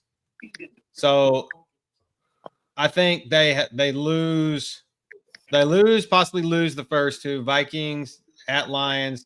Then we saw what the Cowboys were last night. That's possible. I think they beat the Raiders. They lose to the Commanders. They get the Saints. So I say so far they've got 3 wins. They could beat the Giants. That's 4. Browns. I think they lose Steelers. They could lose the Steelers. They could beat the Steelers. But Eagles, Packers. There's Browns at 6. No, they ain't beating the Steelers. Aaron Rodgers. So maybe 5. Maybe 5. Maybe they get 5 wins. But I'm saying successful is a 9-win season. They sneak in. I think they have 5 wins that they can win, and then there's 4 that they sneak in there somewhere. What you think, Mark? What's a successful season for the Bears? Honestly, I don't think it's a record number. I think they, as long as they see some development with Caleb, get the offense moving. I think because this is Ben's first year, they can have a bad year, and it'll be okay. But I think that I think right now is just the progression of their players that they drafted, especially last year. They got 2 good picks last year, so I think they want to see development of those players. Absolutely. Also, what Colston Loveland and Luther Burden are going to look like? Colston Loveland's going to be like. I think that dude's going to be good. The dude's going to be good. He's going to be like Caleb Williams' best friend. Yep. Yeah. Especially in that Ben Johnson offense, Cole Kmet's going to be forgotten about, but he's also going to be a guy that you're going to be looking at later on in the season too, because people forget that dude can still catch. Yeah, I was kind of like, whoa, when they drafted Loveland. I mean, I get it. Ideally, I get it, but Cole Kmet can ball. So you add a second tight end, you got DJ Moore, then you add Luther Burden in as well. Don't forget Rome Odunze. Don't forget Rome. Also, I do kind of think Rome was kind of made by Michael Penix a little bit. I think all those receivers and that coach was too, but that's another conversation for another day. I'm seeing what's going on with Caleb DeBoer right now, Alabama. I'm just saying, I think that's the Michael Penix effect. What it is. 70, Cody. 470? No, it's 70. It's 70 million. 70 million. DeBoer's buyout at Alabama. Good. 70. JB. Pitch and catch. JB. 70 million. 70 mil, yeah. 70 million to buy out Caleb DeBoer at Alabama. That man should have stayed in Washington because he would have been a legend. Absolutely. They'd have won. They'd eventually ended up winning the Big Ten. They're the odds right now. Who's gonna be the next coach for Alabama? Tommy Reese is the favorite at plus Tommy 300. fucking Reese. He was a quarterbacks coach there. Also, the quarterbacks coach there. Y'all three guys. Dwayne Schulman from the OC at Georgia now. Lane Kiffin at plus 500. Kenny Dillingham from Arizona State plus 700. Come on, man. It's week 2. The only one I want to see off of that list there's 2 of them. There's only 2 I'd ever want to see as Bama's coach. One of them is Lane Kiffin. Let me run them down, and I'm going to guess who you like. All right, so Marcus Shepard, who's I think he's running back coach, for Bama. Sean Deion Hamilton, who's I think offensive coach with the Lions. Jimbo Fisher at plus 1,200. No, you're not getting D'Amico Ryans. John Gruden at plus 1,400. I just don't know. Matt Campbell at plus 1,800 from Iowa State. And you got John Summerall from, I think, Coastal Carolina at plus 2,200. Not Cody being disgusted by Tommy Reese. All right, Cody, I'm going to guess. One has to be Jimbo Fisher, and the other's Matt Campbell. Really? No, actually, they're not. I want to see Lane Kiffin. I'd love to see Lane Kiffin back at Bama. Or Lane Kiffin would definitely be the prodigal son returning. Everybody hates this take, but I would take that 1,400 and love to see John Gruden just to see if the fucking asshole could do it. Just to see if he could do it, because I want to see if he can actually handle it and do what Hampton puts his money where his mouth is. Right now, I would want anybody but Deion. I think Prime would be like the long shot. I don't think he's leaving Boulder. I think he's committed to what he's building. Okay, by the way, AC just corrected me in the comments. It's Tulane. John Summerall is the head coach at Tulane. Yeah. So, okay, I thought that was Coastal Carolina. It's Tulane. At Tulane. I wouldn't mind seeing Jimbo Fisher. Ask the Texas A&M fans if they want to see that. That's kind of fun. They got Sirius XM right there next to us. Yeah, they got Barstool next to John Gruden. I mean, that's funny. I thought they had an email. Yo, you good? Oh, you gotta catch that. Was that good coverage? Oh, let's see. Was that good coverage or without a drop? Quentin Johnson again. Yeah, one touchdown earlier. Here we go. Why don't you think? I mean, this is to good route. Good route. Now you gotta catch that. Hit you in the head. Yeah, he got there early. Shout out to my cousin. Shout out to my cousin right there. But you saw him cramping up. He gotta catch that. Yeah, catch that. Come on, man. 3rd and 3. They got to get some touchdowns because you're keeping this game too close for the Chiefs. But yeah, I would want to see. I think Jimbo for me would be someone I wouldn't be shocked Bama go by. They want to go get a big name. Like you said, they're not getting D'Amico, so you can. No, they're not getting D'Amico. You're not getting. I mean, Kenny Dillingham. I would just stay at Arizona State. Don't wait the headache. Deion be doing it just for the money. I'm gonna be real. Must be the money. Maybe. And Matt Campbell. Maybe he can bring Shador back. Matt Campbell better surprise people. That Iowa State team could go on a roll. I think I could see them going after him, but $70 million buyout for to get Kane on the board. By the way, I learned an interesting story today on 710 ESPN. I was listening to Mason Ireland show today. Sua Cravens, former Trojan, former NFL safety. He's now at 710. He's doing a lot of fill-in host work, but he's also is an analyst for on 710 for USC and for the Rams. So we all remember when Coach Ed Orgeron was pretty much the interim coach after the whole fiasco with after everything happened with Sark. With Lane Kiffin. With Lane. Yeah. So we all remember what happened. What up, Faith? What's up? How you feeling about your boys right now? The down yeah, Faith's a Chiefs fan. So he tells the story about what happened with Coach O. That Coach O was pretty much promised if he beat Stanford. Remember the infamous game they beat Stanford. He beat Stanford, and they said he was guaranteed the job. Come to find out, that was all a lie. They told him he keeps Stanford, and I guarantee you. And then a lot of players were like, we're staying for Coach O. And they're gonna find out they lost. I think it was after the UCLA game they lost because they ended up playing in the Vegas Bowl that year. And they told Coach O, we're hiring Sark. Mm. And that's when a lot of the players transferred. Some went pro. Mahomes will reign again. Okay. Good luck, Faith. By the way, Faith, you're more than welcome to join us. If you want to bring us some Chiefs representation, you're more than welcome. Check the group me for the StreamYard. Let's see. Yes, come through, Faith. Faith, come through and light it up. So there we go, 33. There's the touch. There you go, touchdown. Wow, Got him again. never said that in 2 years. Keenan Allen. Herbert to Keenan Allen for a touchdown. Wide receiver 1. Or 3, depending on who you ask. So the touchdown, Keenan Allen back with the Chargers, probably his final season of his career, and gets a touchdown in Brazil. Good route, good blocking. And right there, Keenan Allen wide open. Trent McDuffie can't get to him. Look like, what up, Nova? They know each other extremely well. So the CCM family is definitely in the house tonight. Nova's here. Let me check all my fantasy football stuff. Yeah. Nova. But Coach O got his he did. Look, at LSU, look, Joe Burrow became when Joe Burrow got the LSU, he was not this. No. You still can join it. It's okay. It's okay. We know you shout out. I know you. If you still have any voice left from after watching SmackDown, you know what I'm saying?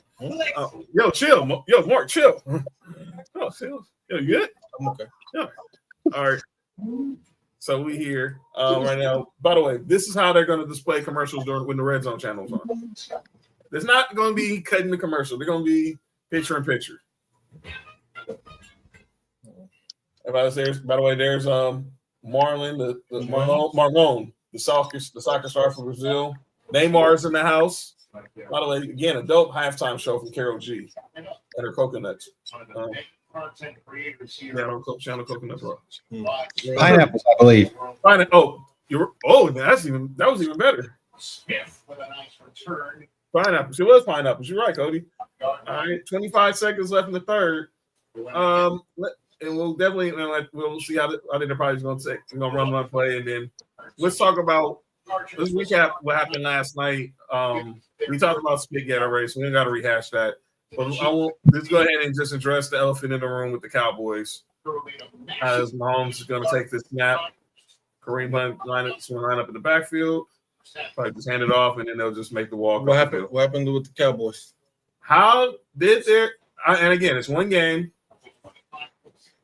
but could you tell from their defense that they missed Micah Parsons? I'll start with you, Mark.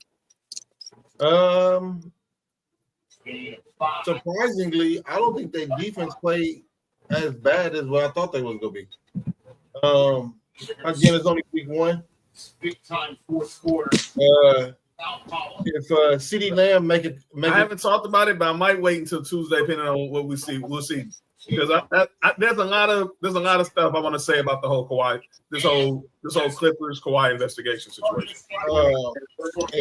If CeeDee make a couple of catches, we're not talking about. No, really? I'm getting some Commanders trying to forget. Yeah, if CeeDee make a couple of those catches, we're not talking about the Cowboys losing. Cody, what did you make of the Cowboys defense without Micah last night? I kind of agree with what Mark said. They didn't look as bad as I thought they were going to.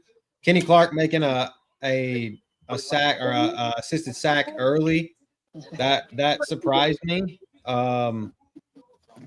I mean, but like I told you earlier, I felt like Jalen was really poised in the pocket last night, so it didn't scare him enough. But they at the beginning it felt like they were playing really good, and then all of a sudden I just felt like that Saquon Barkley kind of flipped the switch and then just started running through them. So yeah, running through them like the Drizzly shits. So it was just like that's just really what it was, man. So I don't. The one problem I did have with their defense is they don't have no lane integrity on their D line. Jalen Hurts, more than likely, if he don't get that first read, he go look to run. Yeah. It seemed like they forgot who they were playing against. They don't have that. They don't have that. There's nobody to do that. They do not have a linebacker that's good enough to do that. What about you, JB? What did you make of the Cowboys defense without Micah? I think the run defense was very stout. I mean, you hold Saquon Barkley to 18 carries and 60 yards. Sure, he had that one touchdown, but for the most part, you kept him contained. So that was very encouraging. I thought pass rush-wise, there were a couple of moments where they could have used the Micah Parsons or someone of that caliber. The rookie, what's his name, Nzeraku? Yes. Was straight up punished at times. My God, he got bullied. But when you're up against the best tackle pairing in football, that's to be expected. Hell of a first assignment for you. But aside from that, like that defense, they look a lot better than I thought they were going to. Like, seriously, like the Cowboys, like we don't talk about like looking good in defeat like that, but the Cowboys look good in defeat. And I think that's in large part to how solid that defense looked. All right. Cody said he'd be. Oh, Faith in the chat. Oh, ladies and gentlemen. All right, Cody be back. He's shaking his mic. Yeah. Ladies and gentlemen. Today is National Cheese Pizza Day. So yeah. Shout out to Chiefs Pizza. Joining us, she represents the Chiefs Kingdom. She is one of the members of the Acknowledge the Dynasty podcast crew. My sister, my oos. What up, Faith? Hey, y'all. How y'all doing? What's going on, Oos? Not much. Still trying to recover, but I gotta watch my boys. Yeah,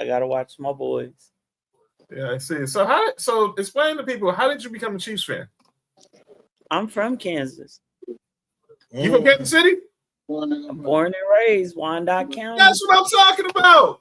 That's Jones country. It is. My grandpa's from Kansas City. My mom's dad's from Kansas City. Okay. Shout out my gosh. Yeah. Magic. Now, don't let me check my lineage and find out we cousins or something, John. It's cold world. If there's any Jones or Williams in Kansas City, the Jones Williams in Kansas, well, Jones particularly. My cousin Nancy's married to Williams, but the Jones family has roots in Kansas City. We have Jones and Williams in our family. So my cousin Nancy. I need y'all to check that family tree ASAP. That'd be crazy. I got some bloodline in me. Yeet. But it'd be crazy. Because I said my mom's first cousin, my cousin Nancy, who's my mom's first cousin. They grew up together. Her dad and my grandfather were siblings. Your grandfather and your uncle. I said her dad and her grandpa. I didn't mean. Mom's is correcting you. I hear her back there. No, I said Jones, but I said Jones first. I always said Jones first. Shout out to moms for the save. Mom is right. Don't worry about that. You worry about. Shout out to moms for the save. I do. That's all I care. That's all that matters. It's Jones and Watson, and everything else can kick boulders. Kick boulders. Ooh, good run. But we were raised. Your last name is that? I'm saying. Do your interview. Yeah, John. Leave moms alone. Yo, whose side are you on right now? Moms. Hater? All time team moms. Oh, whatever, Cody. All right. Right. Y'all definitely. Oh, that's funny, Nova.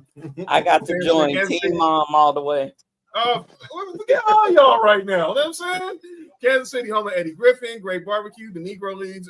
Okay, hey, Sam, you good?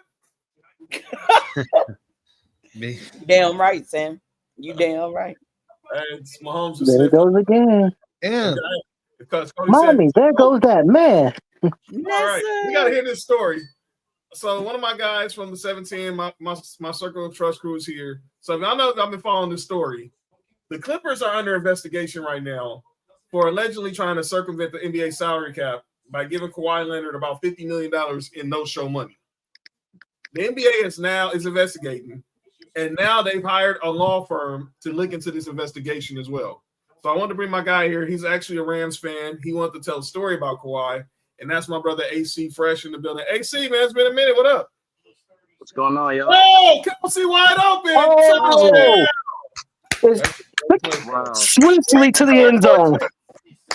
Huh? In the Concord cleats. It's just one game. And they're going for 2. You gotta go for 2 here. Yeah, I gotta go for 2. How many yards is that? So tell us, what's the story you got about Kawhi? A few weeks ago, me and my girl Shay, we went to this soul food festival in San Diego. And not gonna lie, we weren't filming the festival. It was like small. It was like out of elementary school. Parking was bad. We only had like maybe one thing that was to like taste whatever. So we just bounced. And so I found this Creole restaurant called the Louisiana Purchase. That's like close by. So we went there. Damn, why are you jumping? Batted down. Tark batted the pass down. Yeah. So all right, so we're in there chilling, I'm eating, and then because it's kind of like an inside restaurant. And so I'm eating, and then I kind of looked up to see who was coming in. I seen this tall dude with dreads with shades on. I'm like, damn, this is gonna look familiar. So then I'm like eating on me, and then I'm still looking at him. I'm like, is that Kawhi Leonard? Because I'm thinking, all right, I'm in San Diego, because he went to school out here. He lives out there. Yeah. And then I'm like, I don't know.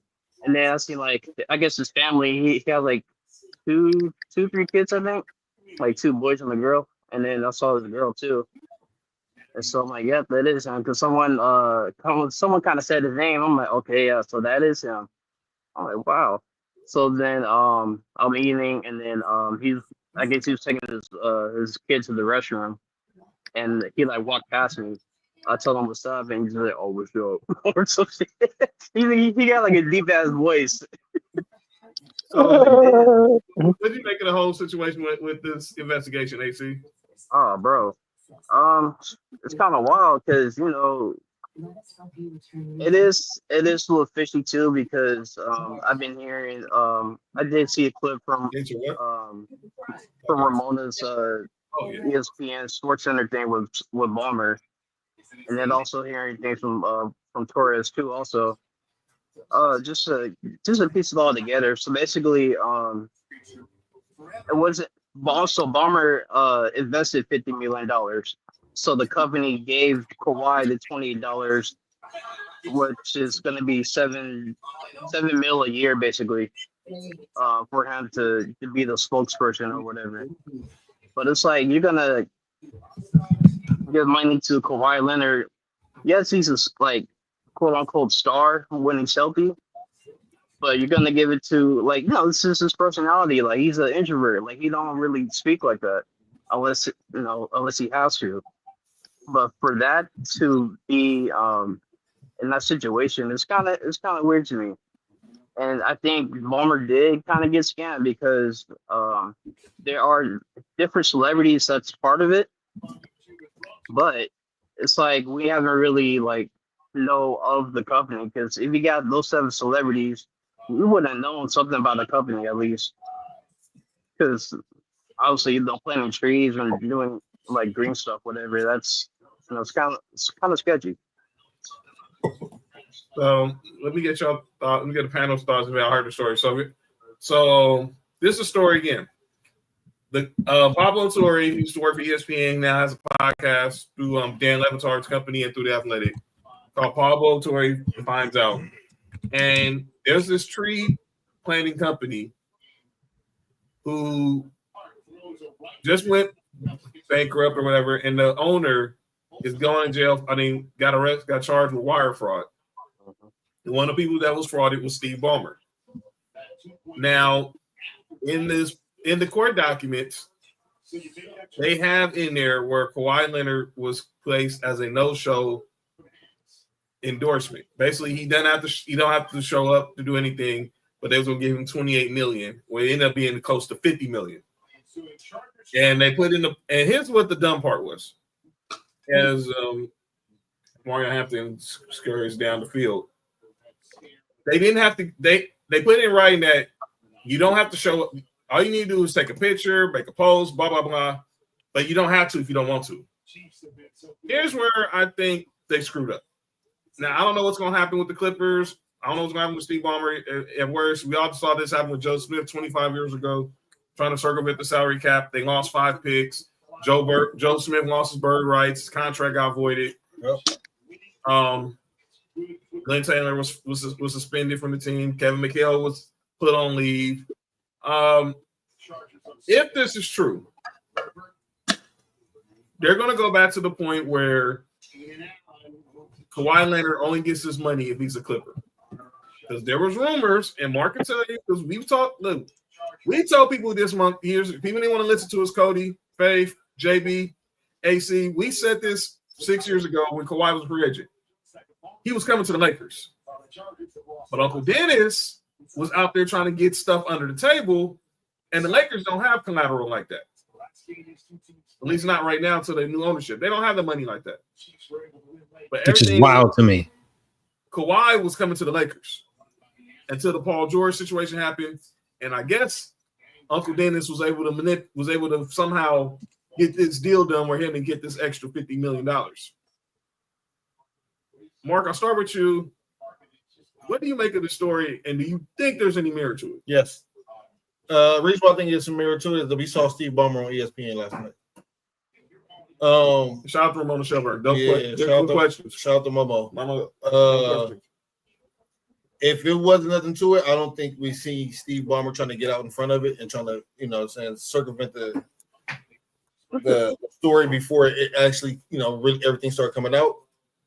That just seemed weird to me that he was there doing that.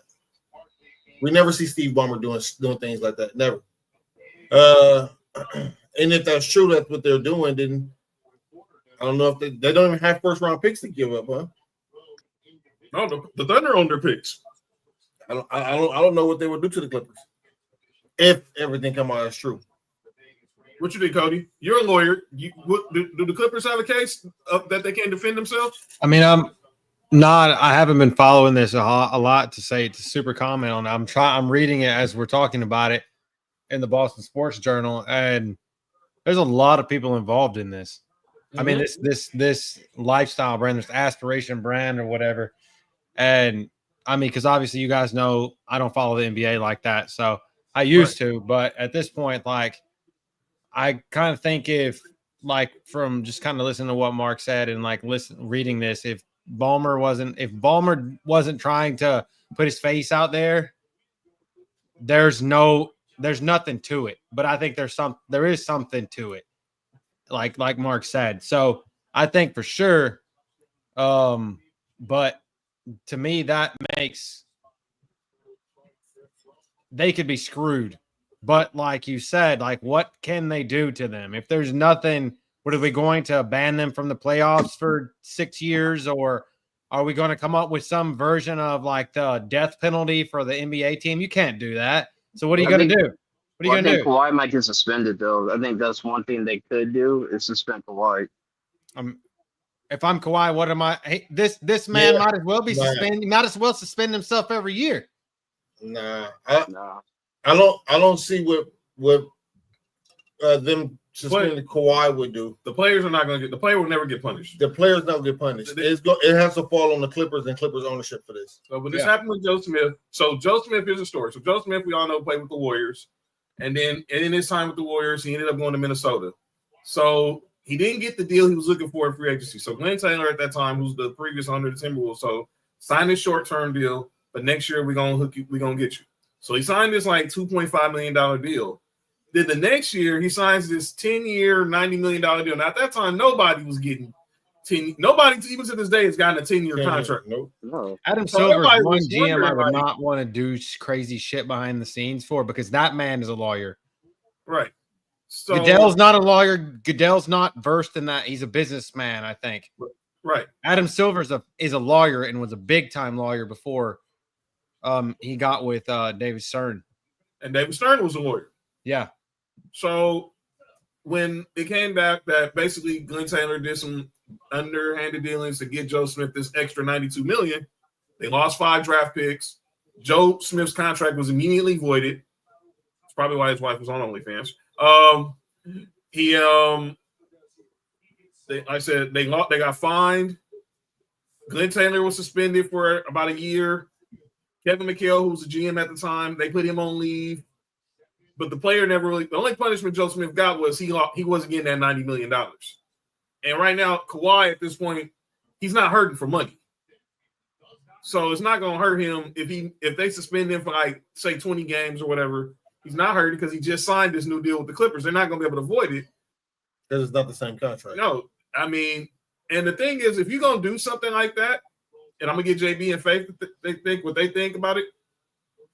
You don't put that stuff in writing. That's the stuff where you don't put. To me, you don't put stuff like that in writing.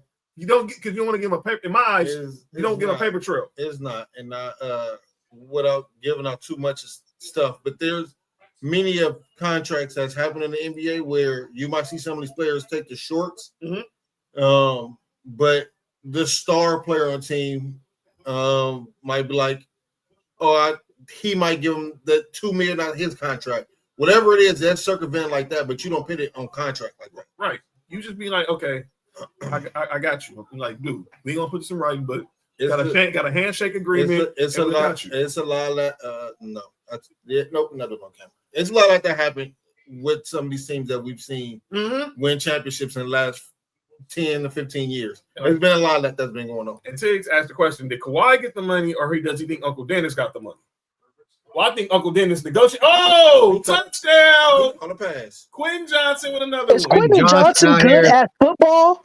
Quentin Johnston in the term that we use at Ballers and Briefs just broke the slate. That's 2 touchdowns, and no one ever called for Quentin Johnston because he didn't. He had it was like 15% ownership, so that's like literally in the grand scheme of things, he broke the slate. Nobody had him in their lineups. Faith, you feeling nervous? No. I know you're not. My mama asked, what's the best barbecue in Kansas City? Okay, see, here we go. You about to get me in trouble. Most people it looks like the Chiefs secondary right now. Say it again, okay? Most people would say Gates Barbecue, but they have been beaten out by mom and pop type barbecue. Jesus. My mama went to these 2 spots. One, what she said? Just send them. She said Gates, and I don't know the other one. Mom. Was it Joe's? No, Mom. But relax real quick. But if I think the one she brought up was Gates. She either went to Gates or Jones Barbecue. It had to be Jones Barbecue. Arthur Bryant. Oh well, hell yeah. Well, hell yeah. She ate good. She ate good that day. But she said hell yeah to Arthur Bryant. Okay, so that's the one my mom's brought them back when she came back from Kansas City to visit my cousin. My cousin Nancy. Which one did you bring me back? Did she bring back brisket or burnt ends? I brought back a rib, and I brought back that big old sandwich where they put all that pork and all that other kind of meat on it. Their monster sandwich that is like really big. Yeah, you know that sandwich, you got all that meat on it. Mm-hmm. And then, I always, when I go back, I bring that. My cousin, she lived in one of them assisted living places by the by the mall or something. It's one of them assisted living. I just have my cousin that's lived. My father was raised back there. I think they was raised on Chestnut or somewhere. But a lot of that is towards. No, you know where Chestnut is, right? Chestnut? Yes, that's where my grandfather was raised. Yo, John, we might be related, yo. No, Wait a minute. no, hold on. Who is your parents? In my family, there's the Smiths. We got Williams. We got Jones. We got. But Jones, on what side on your Jones side? What is some of their names? Yo, child, yo, Boomer, relax. Oh man, I have to go and pull everybody's names. I haven't been back home in like 15 years. Okay, if they ask them, do they know any like McKinley Jones, Giles Jones, Nancy Jones, and all of them? They're all my relatives. McKinley's my grandfather. Hold on, yeah, like McKinley Jones. My mom right now. Yeah. And they used to they grew up on Chestnut, but all them places is tore down now, they said. Yeah. Yeah. This is bigger than football, people. Next time you go back home, go to Texas Tom's. Get you a tenderloin sandwich. You won't be disappointed. Oh, I went somewhere else to get some food, but I don't know. The one they got the cow in front of it. The I can't remember the name of the restaurant.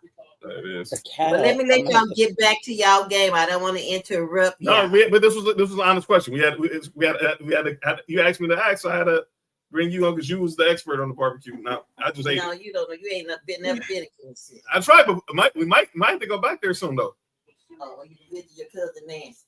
Yeah, and we and have some podcast business out there in the future. Hold on, I'm talking to my mom right now. What she say? And we go to kickoff. I'm waiting for her to respond. All right, NEC's back. Oh, sorry about that. Which one you bring me? Because that ball is good. The Chiefs need 9 points. 9 points in 5 minutes, Faye. Barbecue. Absolutely. Look, whether my boys win or lose tonight, I'm gonna be 20 toes down for the Chiefs. It ain't never gonna change. How do you feel about how do you feel about Travis Kelce, the whole Travis Kelce Taylor Swift thing? I'm over it. Well, that sounds like everybody. By the way, the rumors are that he should have been playing better if he that happy with her. That's all I'm gonna say. Wait, what happened? He scored tonight. There's a certain person who's in the comments. I'm gonna say something. And they're gonna then eventually they're gonna comment about it. Said that Travis Kelce lost his flavor once he got with Taylor Swift. That's facts. That's facts. What is wrong with y'all? Let me say this again. Again, I say he should have been playing better if he is happy with her. Nah, bro, you can't act like that's not facts though. Dog, he was white. Yeah, he was always white, but he was the cool white boy, and now he's white boy in Jordans. He went from undercover brother at the beginning of the movie to underbrother cover with Denise Richards. Speak on it, JB.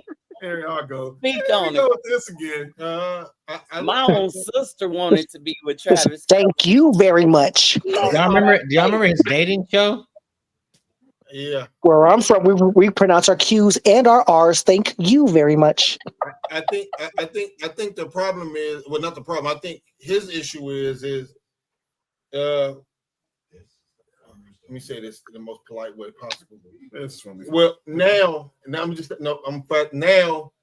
the woman he with now is worth billions. I think football is the last thing that's on that couple's mind. Mm-hmm.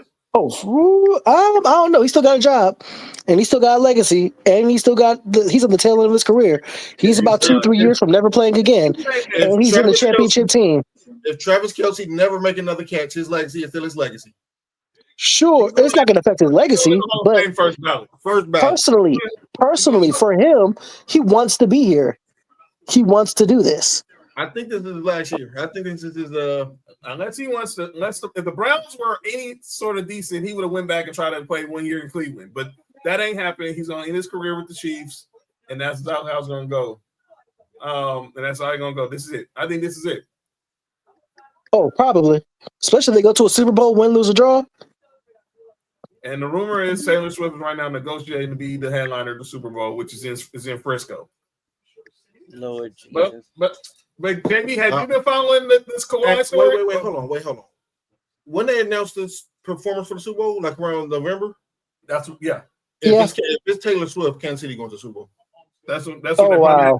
trying to have it done before Thanksgiving. Yeah, Kansas City going to the Super Bowl. But even though last year when they announced Kendrick, it was week 1.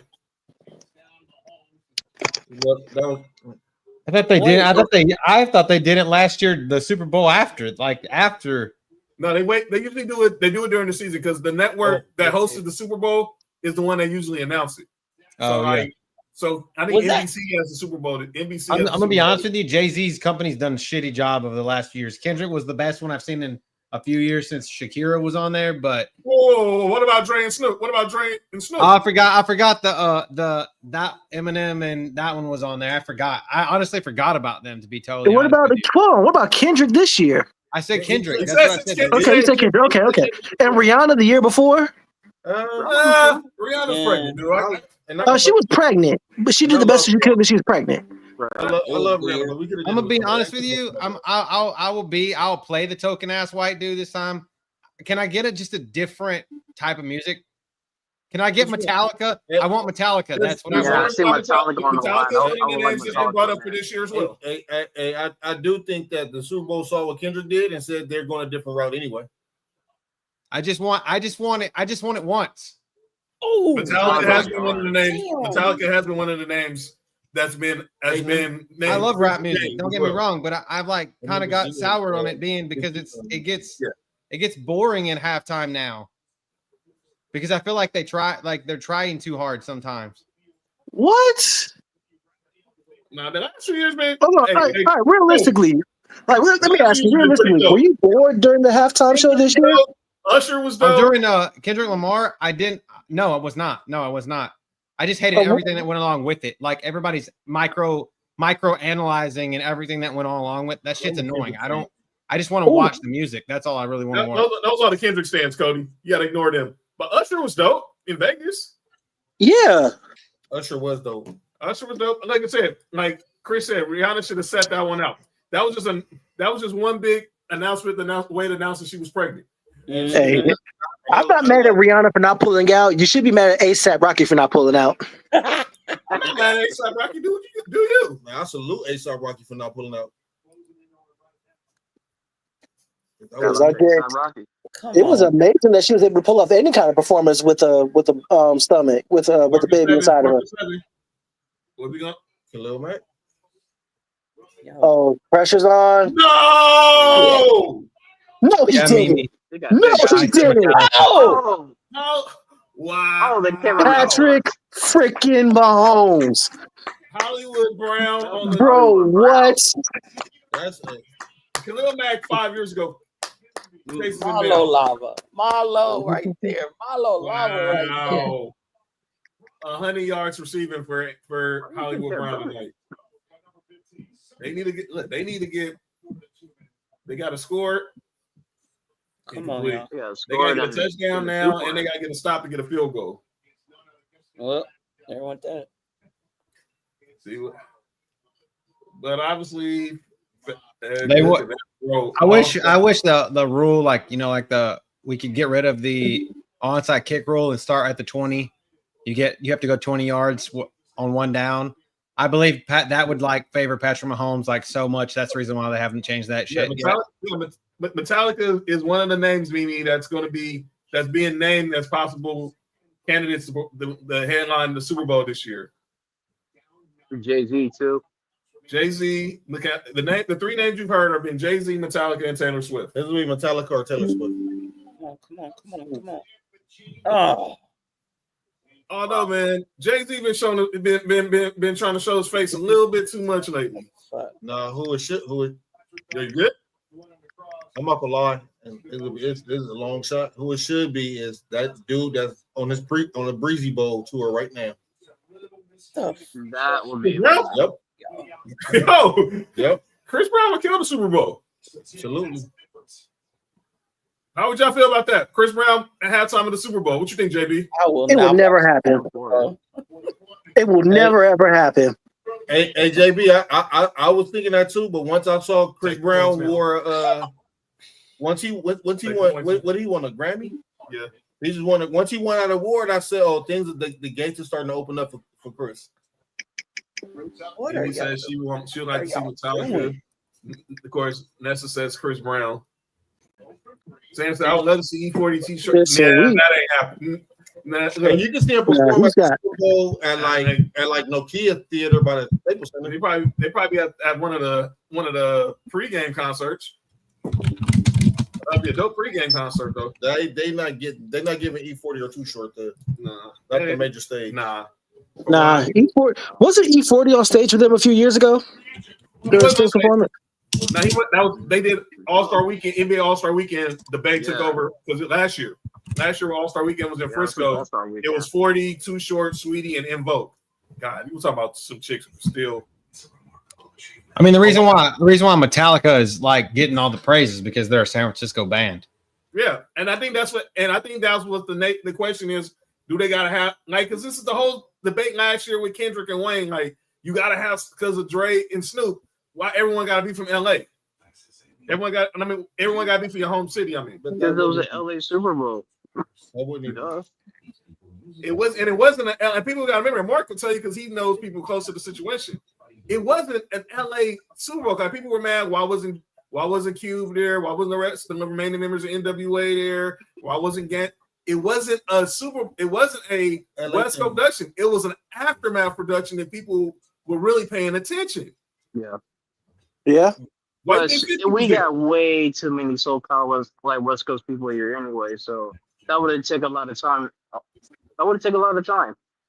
But yeah, it was an aftermath production. Clearly, why do you think they have 50 there? The original contract was for Dre to bring out. Originally, it was supposed to be Eminem and Mary J. Blige and Snoop. That was who was supposed to be originally. But But they wanted Kendrick on there. but they fought for Kendrick and they fought for 50. I heard M. You heard M fought for him. M fought for Drake fought for 52. You talking about Balrog? Yeah, that's right. You see that? 50 gonna be Balrog and Street Fighter. Yes, he is. That movie's either going to be the best thing ever or the funniest thing ever. There's no in between. Faith in the comments. I know why you want to see Chris. So yo, Faith Vanessa, relax. Nah, bro. Nah. I seen There y'all that go, chair see? action that man do. I know why she want to see Chris Brown I want to see Chris Brown in private. How about that? If Chris saving them coins for that meet and greet. If Chris Brown do the Super Bowl, do he pull a fan up on stage? If he do that, he's a G. He do that, he's a G for real. But I know they're gonna try to tell him keep it family friendly. Oh, man, you know how many white people would lose their damn mind? How many fucking Karens be like that shit ain't fly? What if you pull up a white girl? That would be even worse. Oh, Tony, my guy, man. That would be worse. That'd be worse. People that I know, like where I grew up, there would be some like, yeah, you might, no, nope. That shit wouldn't work. That's you all right over there? No. Right, they'd say words and say things that you never would come back for. Like Paula Dean would make Paula Dean look like a saint. Oh no. Well, heck, if the Christians can get a reality show, you're pretty okay. I have to agree with Nessa. Of course you do. Y'all toxic. We ain't toxic. What you mean? Oh man, that was the best. That's what I'm saying. Like I watched it with my family. Was J-Lo and Shakira family? It was not family friendly. Anytime Shakira on TV is me friendly. Her hips don't lie. They didn't. They never do. They dang sure didn't do in Miami that year. Party was there too. So I'm looking at all the shows Jay-Z since Jay-Z took over. So J-Lo and Shakira was nice. The Weekend was okay. But it was pandemic time. So Weekend. The reason why I like the Weekend, but as a wrestling fan like Faith and JB and yourself, I've had enough weekends shoved down my throat in the past 6 years that That's a Speak what? on it. as you guys say, pause. So did McConan. Yo, you good? Yo, Mark, you good? So I've heard enough. Was it on the Tuesday? Damn, Nessa. I did. Yeah, she didn't like the weekend. Yeah. I didn't. The weekend performance was, and then they try, and then because to my wrestling family in here, they try to play off they try to use that for Bray Wyatt, they try to play out that with Bray Wyatt had his match with Randy, but the weekend was okay. But obviously, they hit it out the park with Dre and Snoop. Rihanna could have been they could have found someone else for Rihanna, but when she got pregnant, they weren't going to just tell her she can't do the Super Bowl. Jay-Z's not going to do her like that. He discovered her. And Usher, and he used to do her. Yo, you all right? He was under the umbrella? Allegedly. Well, he was part of the reason why they needed an umbrella. When he had a Diddy party, when he like a Diddy party guy? Who, Jay-Z? Yeah, he was buddies with him, right? I mean, that Allegedly. They were all in there together at some point. We don't know the extent of it, but we do know that sometime before Diddy got caught up, they did separate from him. You have a Spanish phone to do that? She must have spoke that Espanol in she's using your government. Tranquil. All right, third down. They get a stop here. You give Mahomes 2 minutes. That's a minute and 45 seconds longer than Buffalo got. You all right? Nope. Oh man, good thing you weren't here when Cody was talking about when you mentioned your former quarterback. Who? Oh, I said Jim Choke Kelly. That's what Pops used to call Jim Kelly. Yeah, that's what my dad used to call Jim Kelly. He still calls him that, actually. That's hate. But then like I said, he used to call Peyton Manning Peyton Manning too. So we'll see what they get this year. Then next year is back here. Next year is back here in LA. So, and then they're not going to go back to Dre and Snoop. So now you go to. They're going to probably, if I had to guess, when it comes back to LA next year in 27, they're probably going to go more. They're going to lean rock and roll. I just got that. If it's not Taylor this year, it's going to be Pop. Either this year or next year, it's going to be Pop. If it's Pop next year, it's Taylor Swift for sure. Because the way she sold out SoFi in every other stadium in America, and Herbert's running. Oh, that's what I was telling you earlier. He's got that sneaky athleticism. Is that the game? That's game. KC's out of timeouts. That's it. He did what Omari Hampton didn't do in the first half. Speaking of, Chargers looking good this year. Bro, what? Forget that, AC. Wasn't it 2 years ago? 2 years, not last year before, that the Chiefs came out and got their ass beat by the Lions in game one and ended up winning the Super Bowl. So can't. Yep. Stocking this right now.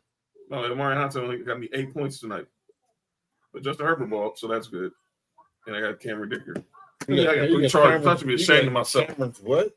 Relax. Of course, Nate will pop into the chat now. Told y'all Herbert was a changed man. Why? Because he's dating the actress chick. What's up, wow. It's one game. Let's slow it down. It's one game. Let's slow it down. It's a good game. It's a big one, but let's slow it down a little bit. Hey, yo. That's all it took, Nate. Was him to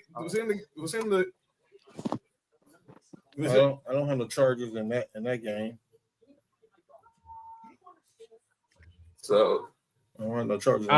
John, since I picked late, if I need to not count that one, I'll count. I won't. You picked the Chargers. You picked the Chargers. It's fine. I know, but I know it was already we were already in the first quarter and they were already winning at that point. If so, Apple sponsors the halftime show now, Tig. Apple that sponsored this the year Rihanna. Why could Taylor do coke? Yo, you all right? What? You know that sounds crazy. Wow. That sounds crazy, too. What? She on coke, right? Yeah. You really know how that sounds, huh? Taylor Swift does coke, huh? I mean, you said they said. We're not talking about Michael Irvin. We're not talking about Michael Irvin in the White House days. All right, my bad. You sound like Coca-Cola.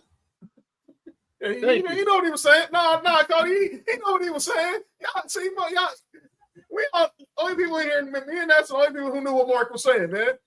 Oh no, I know what he was saying. I know what he was saying. What he was saying, Cody. He wasn't talking about no dang soda.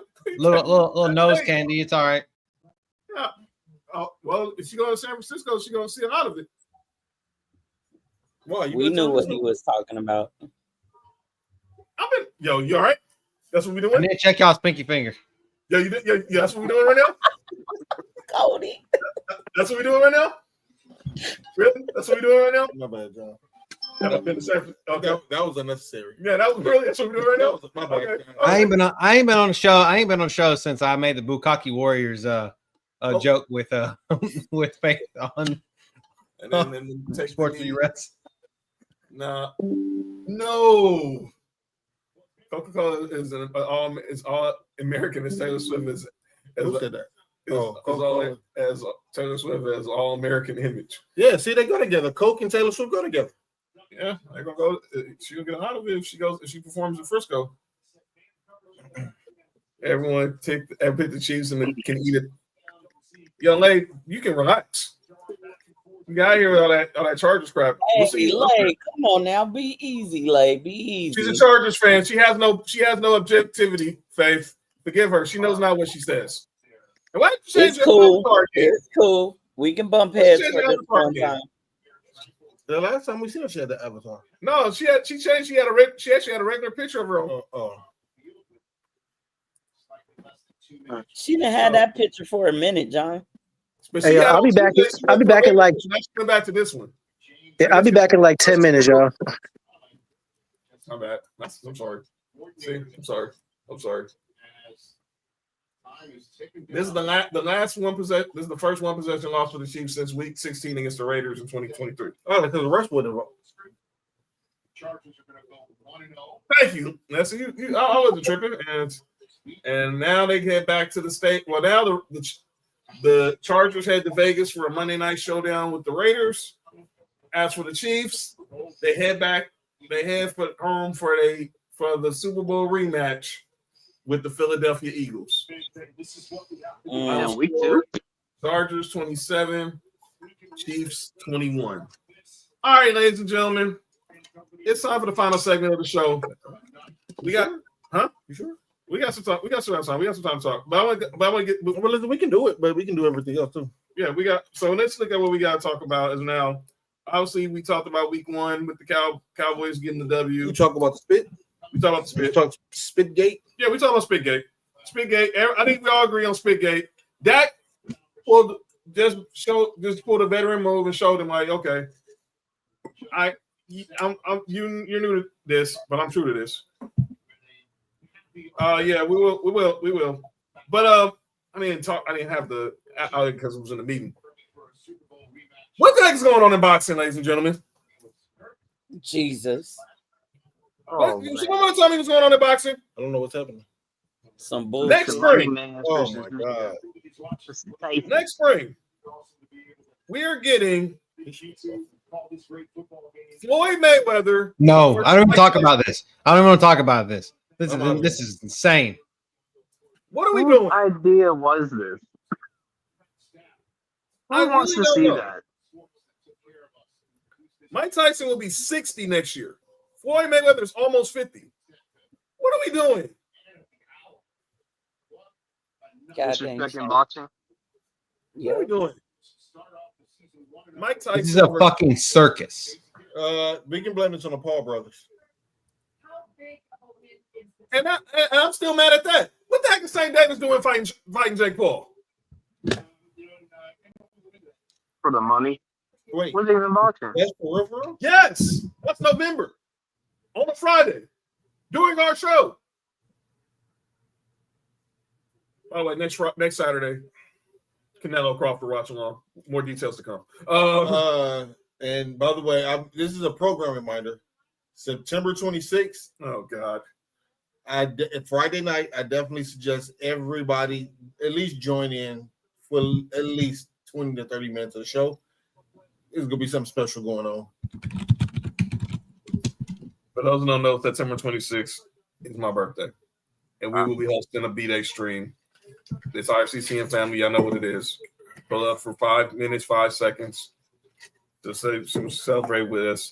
But I don't know what this guy and Nick Freaks have up their sleeve. I have theories. So this is why we get along, John. You're What a is that, Libra. Coach? I'm a Libra. We get along with everybody. We put up with everybody's shit. Nessa! Cody, I gotta hit you up. Dog, you better. Really? That's what we're doing right now? All right, okay. Cody, I'm gonna hit you up later on, bro. John has my phone number, but I'll put it in the private chat. All right. There it is. It's in the private chat, so you can have it. Got It's easier to get me that way because I'm not always looking at Instagram. All right. Oh, great. Late, you gonna be in town for my birthday? Hey, I'm gonna hit you up too. This is some bull, dude. This is some BS right now. Hey, John, Chaos Collective gonna get a special cake made for your birthday. Oh, really? Okay. I see what y'all are right now. Okay. I see what y'all. John, it's nothing but love. My dad's birthday is shout out to Sam Pop's birthday day before mine. Shout out to Pop. Shout out to Papa C. You know what I'm saying? Go back to it. What? All right. Yeah. Maybe we could get later to make sure it gets to you safely. Oh Lord. Oh man. I just want to have a happy birthday, man. I don't know. Oh, you will. Yeah, okay. Yeah, we have a design for it. Oh shit. Mimi, really? Oh boy. The one time my birthday's on a Friday. So I believe it was last week when I missed with you guys. Y'all were on the After Dark. I hadn't seen that show before, and I was. That one. It gets wild. It was wild. That was wild. But that ain't gonna happen. But that ain't gonna happen. That was crazy. But yeah. I heard that OnlyFans celebrate birthdays, John. So they do balloons and confetti. What are we doing right now? They do balloons and confetti. How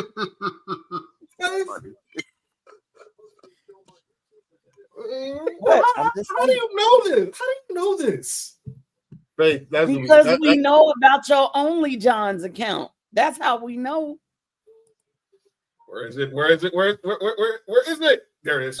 Accusations. These are not accusations. This is false accusation. And furthermore, that's first person. Matter of fact, Leslie said it earlier too, huh? That's twice. Accusations. These are not accusations. This is false accusation. And furthermore, it is not accusation. It's all true. You know what I'm saying? John, just embrace it. Let it be. Let it happen. You got a ton of support out here. You about to be rich, my guy. Let them pigs fly free. Come on. Yeah, y'all explain that to Sophie in 10 years. Yeah.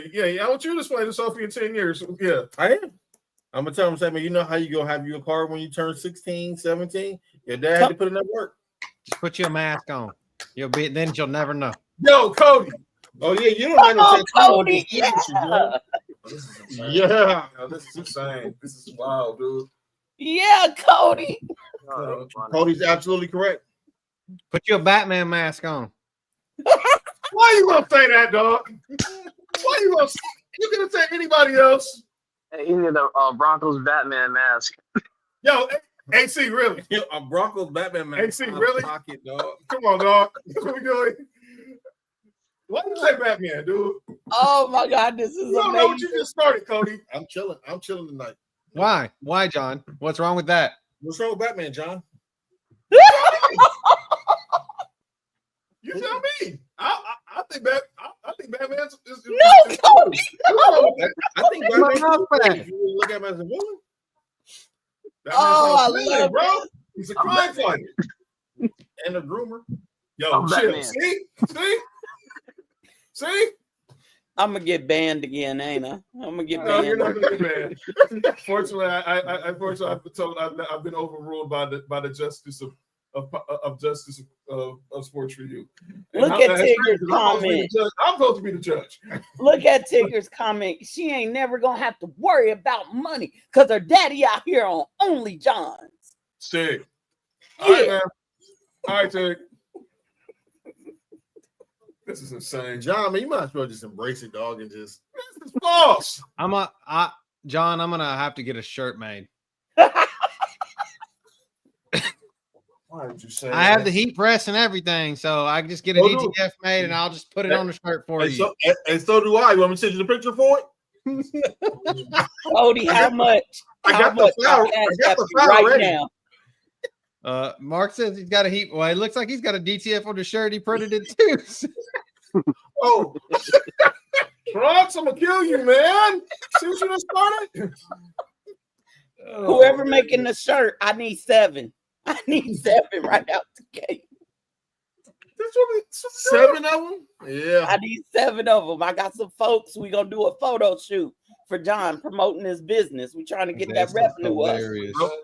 I'm definitely listen. I ain't posting for nobody's birthday all year. I'm definitely posting for John's birthday. This is insane. Yep, Nessa's right. We already got your logo. We found your logo. That's hate. Damn you, Trunks. Sorry, guys. Sorry, now we're off the rails. All right. Yeah, all right, man. But that's all I have as far as I had nothing much to talk about that because calling out names, I got a few names. Oh yeah, who the heck? I told you. Who I tell you? We talked about you did the other day. You didn't say my your day. You did the other day when we talked about old girl, the tennis player. You did that Tuesday. Okay, well, I definitely want to get to my calling out names in a second, but it's segment that's often imitated. It's never duplicated. And since we have so many guests, I'm gonna get theirs first because I'm gonna get mine's ready in a second. But it's time for calling out names. But okay, I'll go first. My first one is Nick Wright. Let me throw on some 99 Gorilla for it. So Nick Wright said basically slandered people football viewing.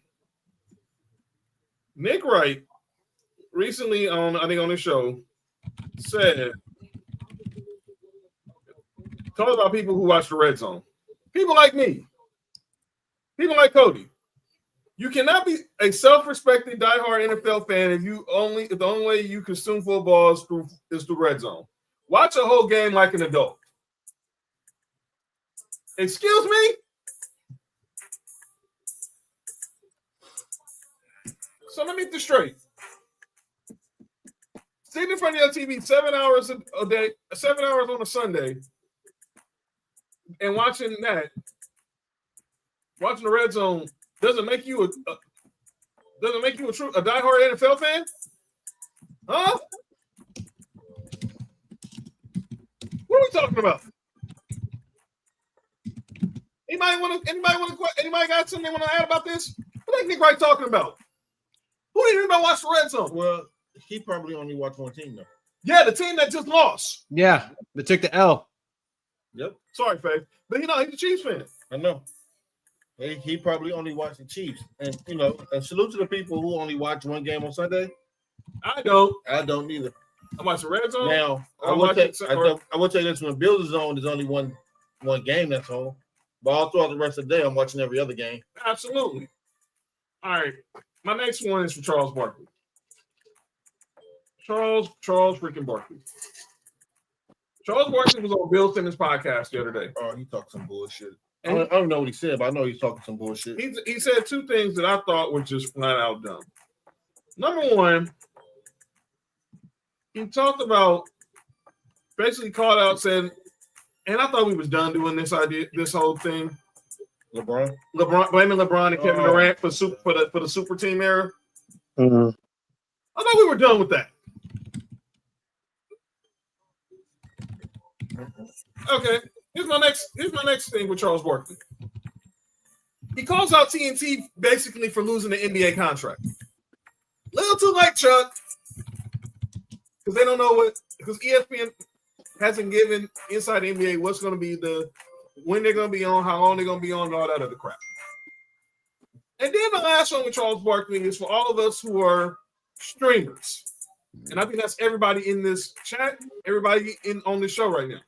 Just about. I'm back, by the way.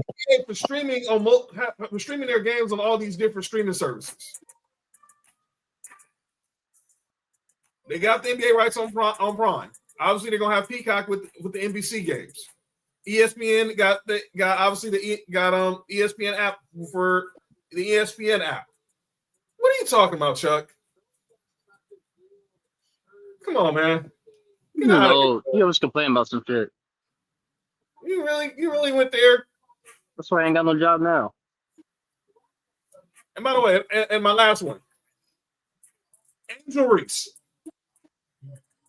I hope you learned your lesson.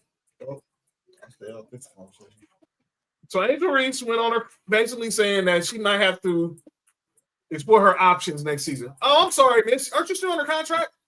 So you gonna force a trade? By the way, newsflash, y'all about to go through a lockout, so you ain't gonna be able to force a trade. But then she went and said, because she basically said that this team isn't good. She went to Kobe Smush Parker on the rest of the Chicago Sky. And some of the teammates didn't like it. The coach didn't like it. And they had a meeting with her, and then she apologized. No, she said how she truly felt. Yeah, they're not a good team. But you're there. You're in a rookie contract. You're not going anywhere. You can try to force your way to LA, but that's not good for you. You need to be in a basketball city, focusing on ball, because all the other money you got, that is academic for you. The podcast, the endorsements, everything. Stay away from LA as far as you can right now, because you do not need that in your life. And that's my calling out names. Mark, you got anybody? Let's go to the panel first. JB, let's start with the ladies first. Babe, is there anybody in the sports world, any other world you want to call out? Yeah, Jalen Carter. Go ahead. Huh. I have been spat on before by somebody that immediately regretted spitting on me because I consistently whooped their ass for about 10 minutes. You spit on me, we fighting. That is diabolical to spit on somebody. It's unprofessional. It's childish. It's just downright wrong. I don't know what you got. You spit on me. I don't know where your mouth was before you spit on me. So that, and my other one is the Mike Tyson Mayweather fight. I enough said there. These dudes really fighting for the first spot in the old folk home. I don't know. JB, you got anybody you want to call out? I absolutely do, man. Go ahead. I want to call out TKO. Go ahead. For moving John Cena's last appearance in WWE from his hometown to DC. This man has been like the guy, 23 years in the game, like your star, your face, like probably arguably the biggest star in wrestling, like ever. Like his run longer than Cena. I mean, his run longer than Rock, longer than Austin, longer than Hogan. Like he has been on top longer than anybody else, longer than Bruno. Like this has been like the guy in wrestling that for a generation or two at this point. And you change his bookend fairy tale ending, being at home, to DC for Trump. Oh no! That is garbage. Garbage. For whatever, and it may not be for Trump specifically, but the fact that you're moving it from Boston, period, when the stars were aligned perfectly for that to happen, is utter garbage. And I really feel like TKO was the worst thing that ever happened in WWE. Like it's just time after time after time they just do like selfish, money grubbing, just boneheaded, jerk ass decisions, and we the fans got to pay for it. And apparently John is too. And John has said numerous times during this run, before this run, that he's not going to be the guy that comes around periodically. Once December 13th comes and goes, that's it. Mm-hmm. He is gone. That's it. He said it. Man of his word. I believe him too. I'm a Cena guy, and I believe him. I think when he's gone, he's gone. We're not going to see. He might maybe by 2-3 years. Probably when next time we see him is when he goes into the Hall of Fame. Didn't he want to do like the background stuff? I think like the I storytelling. think his movie schedule is not going to allow him to do that. No, it's not. Right. Like this tonight was his last SmackDown. We'll never see John Cena on SmackDown again. Yeah, which is a crazy thing to think about. He's gonna have number PLEs, 2-3 more appearances on Raw, and then that Saturday Night Main Event's gonna now be in DC as opposed to being in Boston. AC, you got anybody you want to call out? Not particularly in the sports world, but just people who drive at night with no lights on, like no headlights on, no brake light, nothing. But your blinker works, but you can't turn on your headlights. Like, bro, I seen this Mercedes getting on the 105 going south, no lights on, driving hella fast, passed by me, and then I see a cop who was like kind of close to me. He was already getting onto like the 105 to the 110. Or I mean the 101. No, getting off the 101 to the 105. I always get this confused. That's good to know, Lay. Wow. That's wild. But yeah, just people just driving with no headlights on. This shit pisses me off. And then the cop didn't do shit about it either. He just flashes lights and that's it. Go ahead, Cody. I already know who you talked before the show, so during the show. So go ahead. Ryan Clark. This generational talent bullshit is insane to me. First off, I love Ryan Clark on the pivot with Channing and Freddie T. I don't know if anybody's watched that, but go watch it. That is real Ryan Clark. This bullshit that you see on fucking ESPN is not Ryan Clark. I feel like they write this man a script like a fucking heel from WWE and make him look like a jackass. Because he says the most asinine stuff on live TV. Like generational talent, Peyton Manning, Tom Brady. I understand, yes. Like I said earlier, the generational talent, we haven't seen that.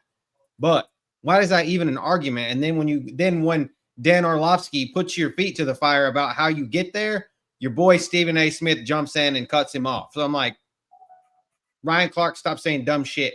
And if they're writing you a dumbass promo, tell them I don't want to say this dumbass shit anymore because it makes you look stupid. For those who heard what Cody was talking about, they was having a debate yesterday on First Take about Arch Manning. And Dan Orlovsky, Ryan Clark guy, because Dan Orlovsky still proclaims that Arch Manning is a generational talent, and Ryan Clark said he wasn't. And he brought naming off names, said Lamar's a generational talent. He said, but Peyton Manning won the generational talent. Tom Brady won the generational talent. Drew Brees won the generational talent. That's okay. And this all argument started because Orlovsky tried to compare how Arch runs to how Lamar runs, which I thought was just crazy. Go ahead, continue, Cody. But I'm just saying, like that, the way that like I said, I don't know if this is ESPN guided or what, but I just feel like Ryan Clark just says some of the most dumb shit on television. And to me, it makes him look stupid because I really enjoy him on the pivot with Channing. And it may be Channing and Freddie that I like listening to more than Ryan Clark. I don't know. But I mean, I like Channing. Channing is good to me. And if anybody has never seen the pivot, go find it. By the way, speaking of Ryan Clark, I got a bonus calling out names. I got to call out NFL Films. What the heck are we doing getting inside the NFL in team shorts on Twitter? Y'all haven't heard the story. Inside NFL again doesn't have a broadcast home. Last year was on the CW. Now they're moving it to Twitter, and Ryan Clark's gonna be the only host, and they're only gonna do like 10 short episodes. How many times? Him and Ocho last year, right? Was it him and Ocho Cinco on there last year? Last year it was him, Ocho Cinco, Chris Long, and Belichick. Yeah, and they was on the CW. But now it's just gonna be Ryan Clark on Twitter. What happened to this show? This show was not gonna last. It's just gonna be on Twitter. No, Brian got the Gumbo when the Gumbos left. That show went weird. Give it a proper send-off. Now, unfortunately, Greg Gumbel wouldn't be here for the final send-off for it. But you still got Brian Gumbel here. You still got James Brown here. Give it the proper send-off it deserves. Not putting on Twitter, posted by Ryan Clark. Yeah. Go ahead, Mark.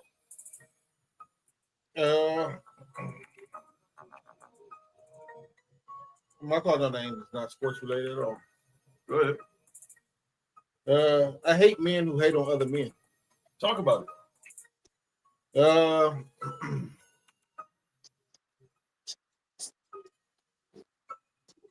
It should be a code amongst men when it comes to women. Women go choose up no matter what, and let them do that.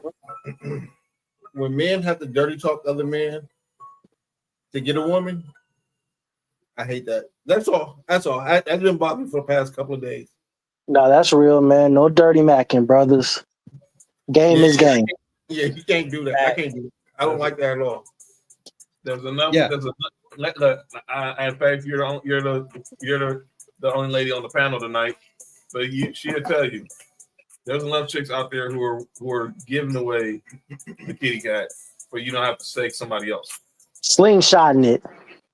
Bam.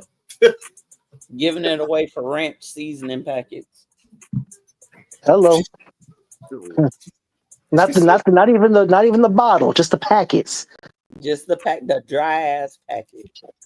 Oh, don't say dry ass. They valuable shit now. That's gold. Oh, wait a minute. The like the ramen noodle season packet. Yeah, they give it up for that too. But there's some brothers that do the same. I'm just gonna say that. That's I wild. would say the Dodgers. Calling out names. They get on my nerves right now. Everybody's nerves, man. Okay. All right. Oh, this losing. And is anybody else got anybody calling our names? When we get to this final segment. I did. I forgot who it was. All right. Let's get to this final segment. If you also know, Cody is our resident fantasy football guru for this 2025 season. And he's going to give us some fantasy info for you guys, some nuggets for going into this week 1 of fantasy. We started last night. So what we got is Cody's fantasy nuggets and a game to target. Cody, the floor is yours, my friend. Okay, so I mean, I know that we didn't get any like special questions, and hopefully going forward that we will get some starting, like people wanting to know who to start. But this week, just ride with the team that you drafted, because that's really going to be what's going to get you you drafted that team for a reason. Don't worry too much about listening to what people say. That's really your gut told you who to pick. You picked who you wanted to. But for daily fantasy like DraftKings, FanDuel, those type things, a couple games, if you guys have watched our show in the past, we like high scoring games because that's where the points are, right? So any games that are usually about 46 points or over, and the ones that I want you guys to target players on this weekend are the Bucks and the Falcons with a 47 point over. The Dolphins and the Colts, which is insane to me, is 47 points. The Jaguars or the Panthers and the Jaguars at 46.5. The Bengals at the Browns. And then the final game, Detroit at the Packers. The steal of the week, I'm going to tell you right now in ownership, is Jahmyr Gibbs. Nobody is picking him up in their lineups. He is too low owned at 6%. So make sure that if you have Jahmyr Gibbs, get him in your lineup this week, because don't be afraid of that Micah Parsons shit in Green Bay, because Jahmyr Gibbs is going to be shoved down the Green Bay Packers' throat. Pause.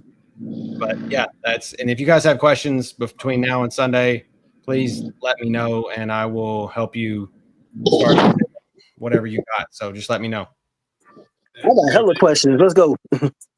Yeah, you got them. You can send them to me. All the links, all my socials, I can put them in. If you don't have them already, I'll put them in the chat so that everybody can have them. And I'm definitely hitting you up. But you got any questions for Cody? You can definitely follow him at Ballers and Briefs on Twitter and on YouTube. If you don't have any questions for him going into this Sunday, He has the answers for you. Again, check out some of those nuggets for them going into some of those over-unders going into Sunday. All right, so what we do with every football season is we obviously, Faith, I'll let you get a pep talk for next week, for week 2, since your team has already played. So we do during football season, we give our teams a pep talk for a week going into the game. You want to do it right now or Friday? It's Friday. Oh, shit. Dog, you good? So we gonna first go college. Obviously, we know we got 3 dogs here with Mark, JB, Cody. AC, who your college team? SC.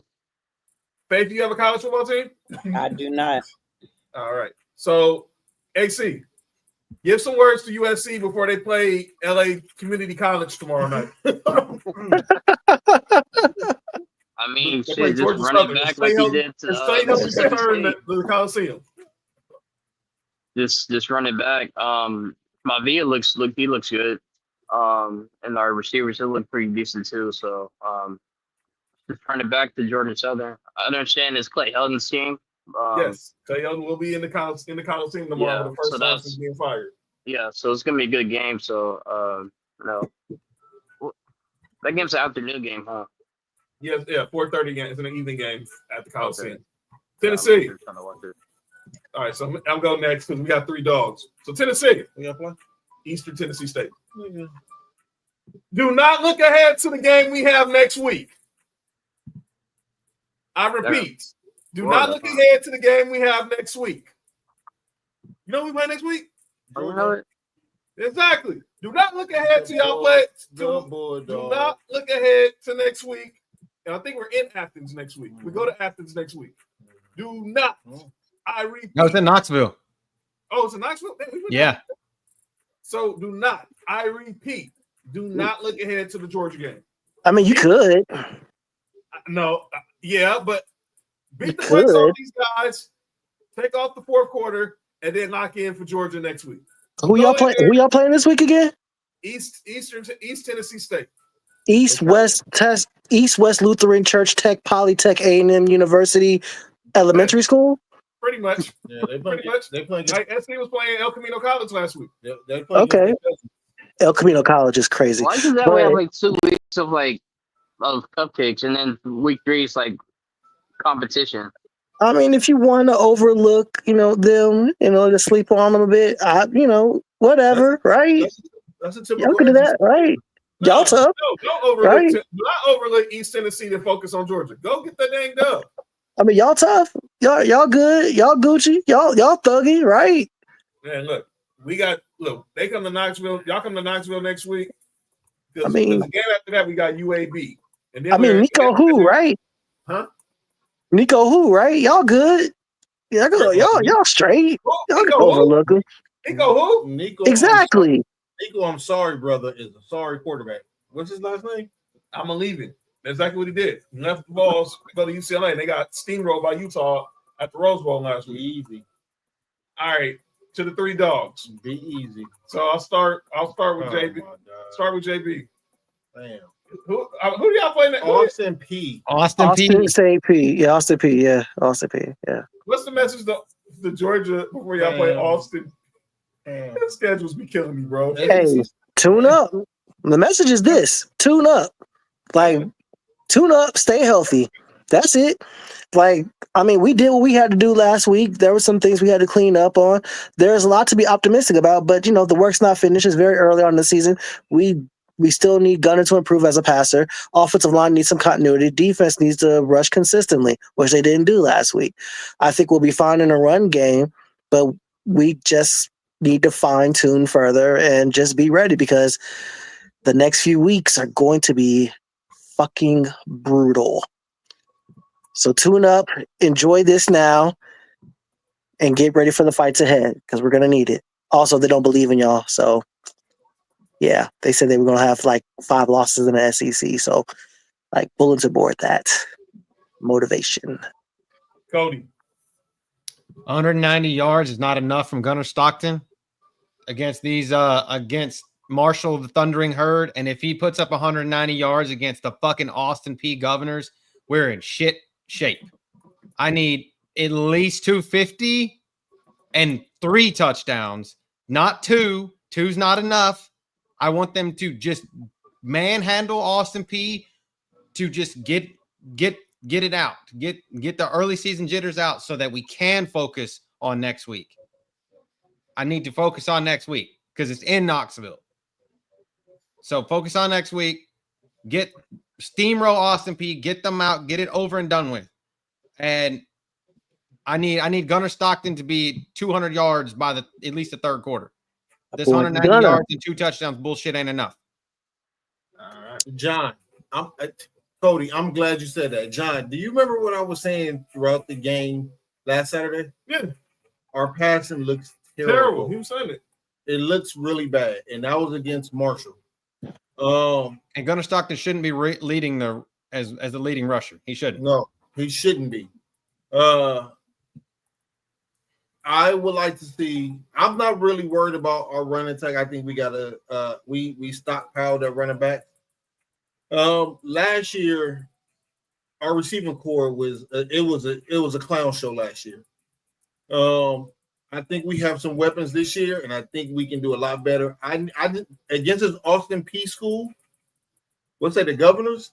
I would like to see us to be more aggressive. I hate this offense that we be running sometimes. Mm-hmm. I would like to see be way more aggressive and get the ball upfield. I want to see what our receivers can do. I want to see what Gunnar can do. That's what I need to see. I'm not worried about Nate Frazier. I think Nate Frazier going to show up. I think our O-line going to show up. I want to see when it comes time to make a pass and win games through a passing game, if we can depend on that.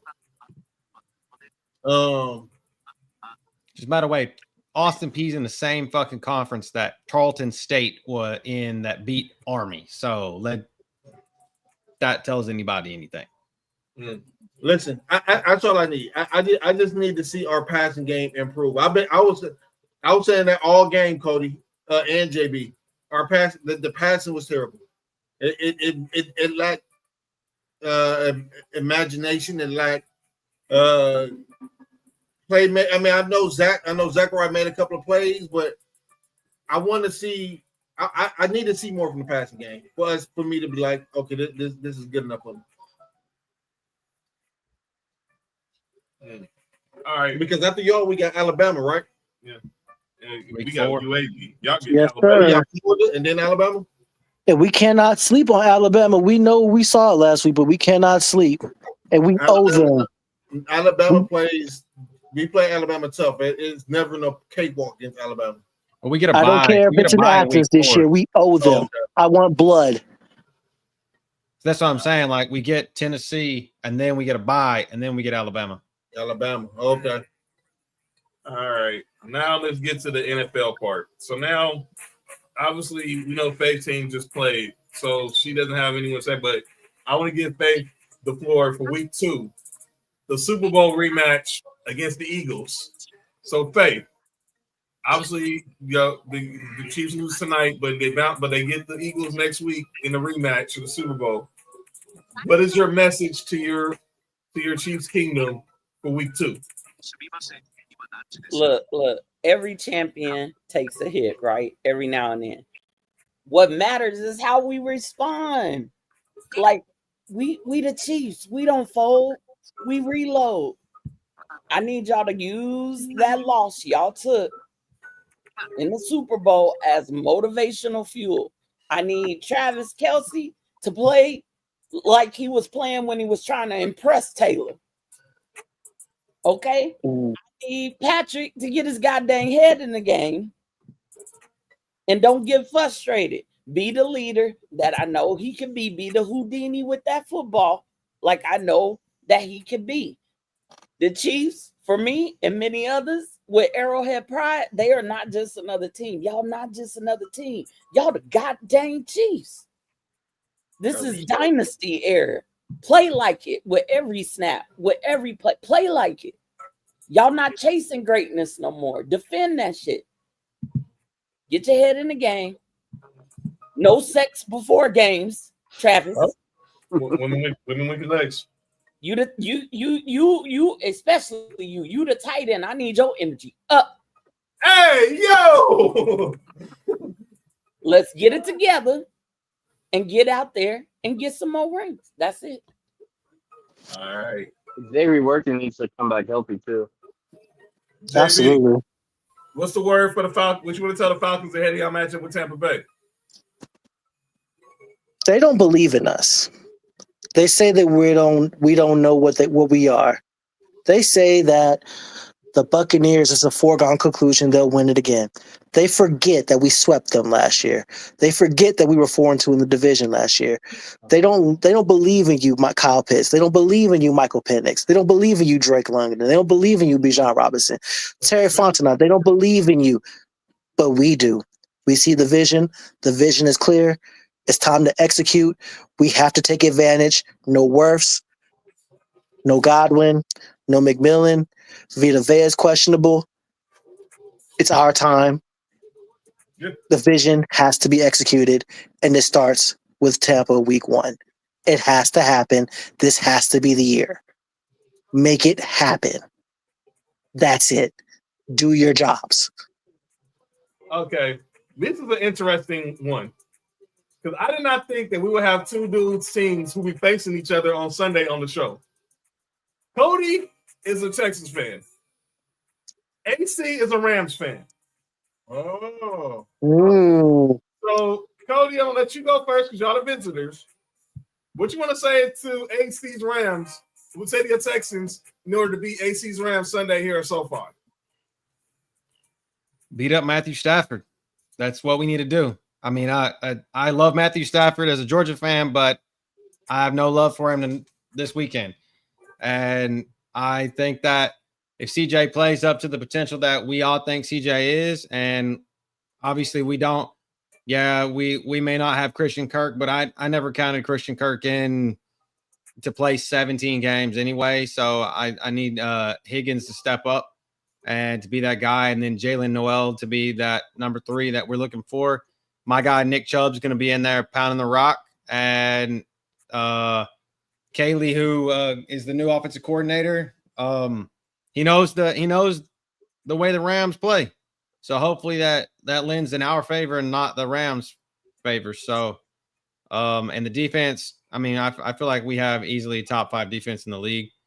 I'm not worried about Puka and Devontae Adams because of Derek Stingley and Bullock, so, and Kamari Lassiter. So I think it's a good.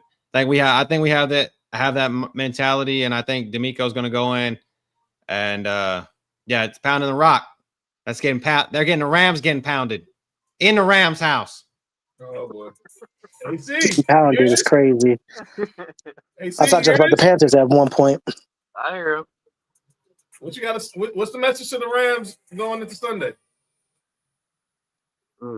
Well, I just hope it's a good game. I don't know too much about the Texans' off-season's transactions so far. I just hope it's gonna be a good game though. I think it will be. I think it will be a really good game. All right, now let's go to me. We get the top Broncos country. That's right. It's Cam Ward's first game in the NFL. Nick Benito just got your bag. Zach Allen just got your bag. Jonathan Cooper just got your bag. We got the best defensive back in football. Reigning Defensive Player of the Year, PS2. Got his bag last year. Let's welcome this kid to the NFL the Orange Crush way. Make his life miserable. That's all you got to do. I know, Vance Joseph, you're going to have a game plan to stop this dude. Have the game plan ready where he does not feel comfortable in the pocket. Send them dogs. Bulldogs, hurt. Or Crush. Or horses? Send the horses? No Dre Greenlaw, right? Send the Orange Crush. Yo, you good? Send the Stallions? Let the You good? You good? Okay. Greenlaw's crazy. Unfortunately, Greenlaw's not going to play Sunday, unfortunately. But that's what I said. No Dre Greenlaw, right? No Dre Greenlaw or no Dre Greenlaw or Malcolm Roach on Sunday. So the Funga plan? Yeah. But yeah, just make his life miserable. Give him a nice welcome to the NFL moment, but don't intro him. But make him uncomfortable. and let's get the dub because everyone. You seem like y'all everybody's darling now. You had Jamie Erdahl from Good Morning Football putting us in the Super Bowl. I don't like that. You got people who having us win the division. I don't like that. Let's just continue to progress. We'll see what happens at the end of the season. And then there's Mark. I review the game of the day. Your Bills, Sunday Night Football, and we got against Lamar Jackson and the Ravens. What you doing Sunday? I don't know. Hit me up. All right. What's the message? The first message to myself, to remind myself, we normally lose these games early in the season. My other message is to Brandon Beane. Justin Simmons is still a free agent. And Ashantae Samuel Jr. is still a free agent. Oh, boy. We're down to possibly playing our cornerback 3 and 4 as starting this week. I would like to,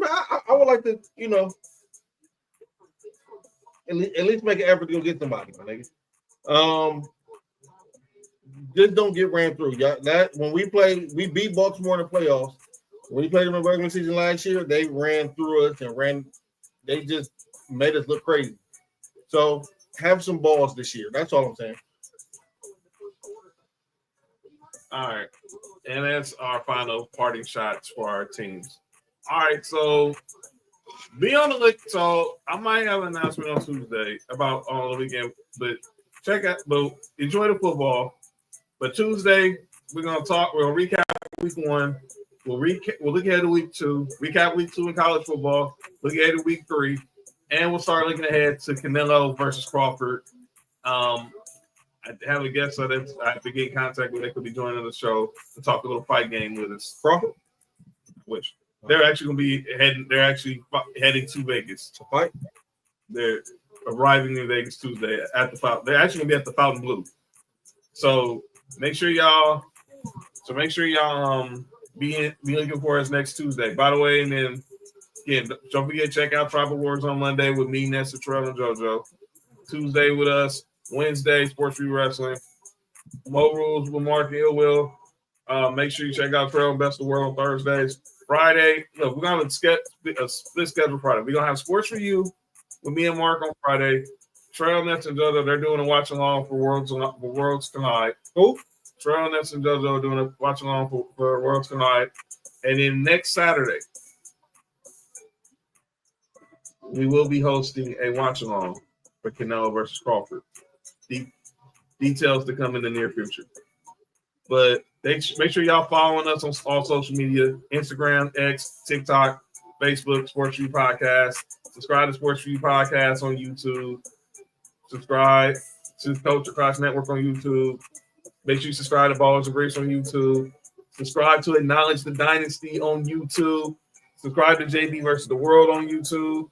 And make sure you following all of our guests. Tell them where they can follow you, starting with you, Faith. Tell them where they can follow you. Y'all can follow me on Twitter at Erica Phillips 79. On my personal page, always at Acknowledge the Dynasty. So that's at ATDPod23. Check out our new website, atdpod.net. And then catch me September 13th as I debut my show, Talking to You at WrestleFaith with my guest Nessa, and either both of the main event mamas or one of them will be there. So excited for that debut. Other than that, I'm on Instagram at Darter_EMP. And that's about it. JB there? Not there. AC, tell them where they can follow you. Y'all can follow me on X/Twitter, AC_Fresh5. On Instagram is Supreme Kai _AC. I'm debating if I want to do a streaming pretty soon. Put this up in the air, so I'll let you guys know. But for now, just follow me on those pages. And of course, Mr. Cody. There's a link tree right there. It's in both of the streams. So we're on Instagram, YouTube, X, Twitter, whatever you want to call it, Facebook. So everything's there. TikTok. So I'm here. I'll be on the show with you guys on Tuesdays, and hopefully we'll start getting a little fantasy traction trickling in. So hopefully pulling people over. Obviously, this first week's always kind of difficult getting in, but hopefully we'd love to see if you guys play and you get a win this week. Let me know on Tuesday. Let me know on Tuesday because I'd love to see it. So, all right, JB, you there now? JB, some technical issues. But y'all follow JB at JB versus the World on Twitter, Instagram, and on YouTube. He also got the Elite Four podcast dropping. So make sure y'all subscribe to JB's channel on YouTube as well. Like I said, we'll be back here Tuesday. Cody will be with us Tuesday. Oh, can y'all hear me now? Yeah, there you go. There you go. Now go ahead. Tell them where they can find you. All right, you guys can find me on the interwebs at JB versus the World. It seems like it's on the screen right there. Spell it all together, put it together, say it together at one time like a Tribe Called Quest. And that's on Facebook, Instagram, YouTube. And if you want to argue with me, it's JBV the World because versus was just too long for Twitter. And my central hub is jbversustheworld.com. I'm dropping new shorts every day for the month of September for crossing over 600 subscribers. I actually dropped it while we were on tonight, so go ahead and check that out. And the Elite Four podcast is coming soon to Culture Clash Network. All right, ladies and gentlemen, that is it. Thank y'all for joining us for this special watch-along edition of Sports for You on a Friday. Hope y'all enjoyed the football game. Unfortunately, Faith, her Chiefs didn't get the dub, but we still had a good time tonight. I know Lay's probably happy right now. She's probably a couple Coronas in right now, but you know you won't be saying that week 3 when y'all play the Broncos. Again, enjoy the football this weekend. Enjoy life. Love your family. Love your loved ones, and be safe out there. There's a lot of people been under the weather lately. Stay healthy. Stay indoors if you have to. Bundle up. Take your medicine. Listen to the doctors. And take it one step at a time, one day at a time. Faith, get well. Cody, thank you, brother. Got you back. I hope you had a good vacation. JB, appreciate you for pulling up. You'll be back soon to y'all be back soon and make some picks throughout the season. So be on the lookout. And make sure you'll check me, Mark, Nick Freeze out on Tuesday. We'll be here.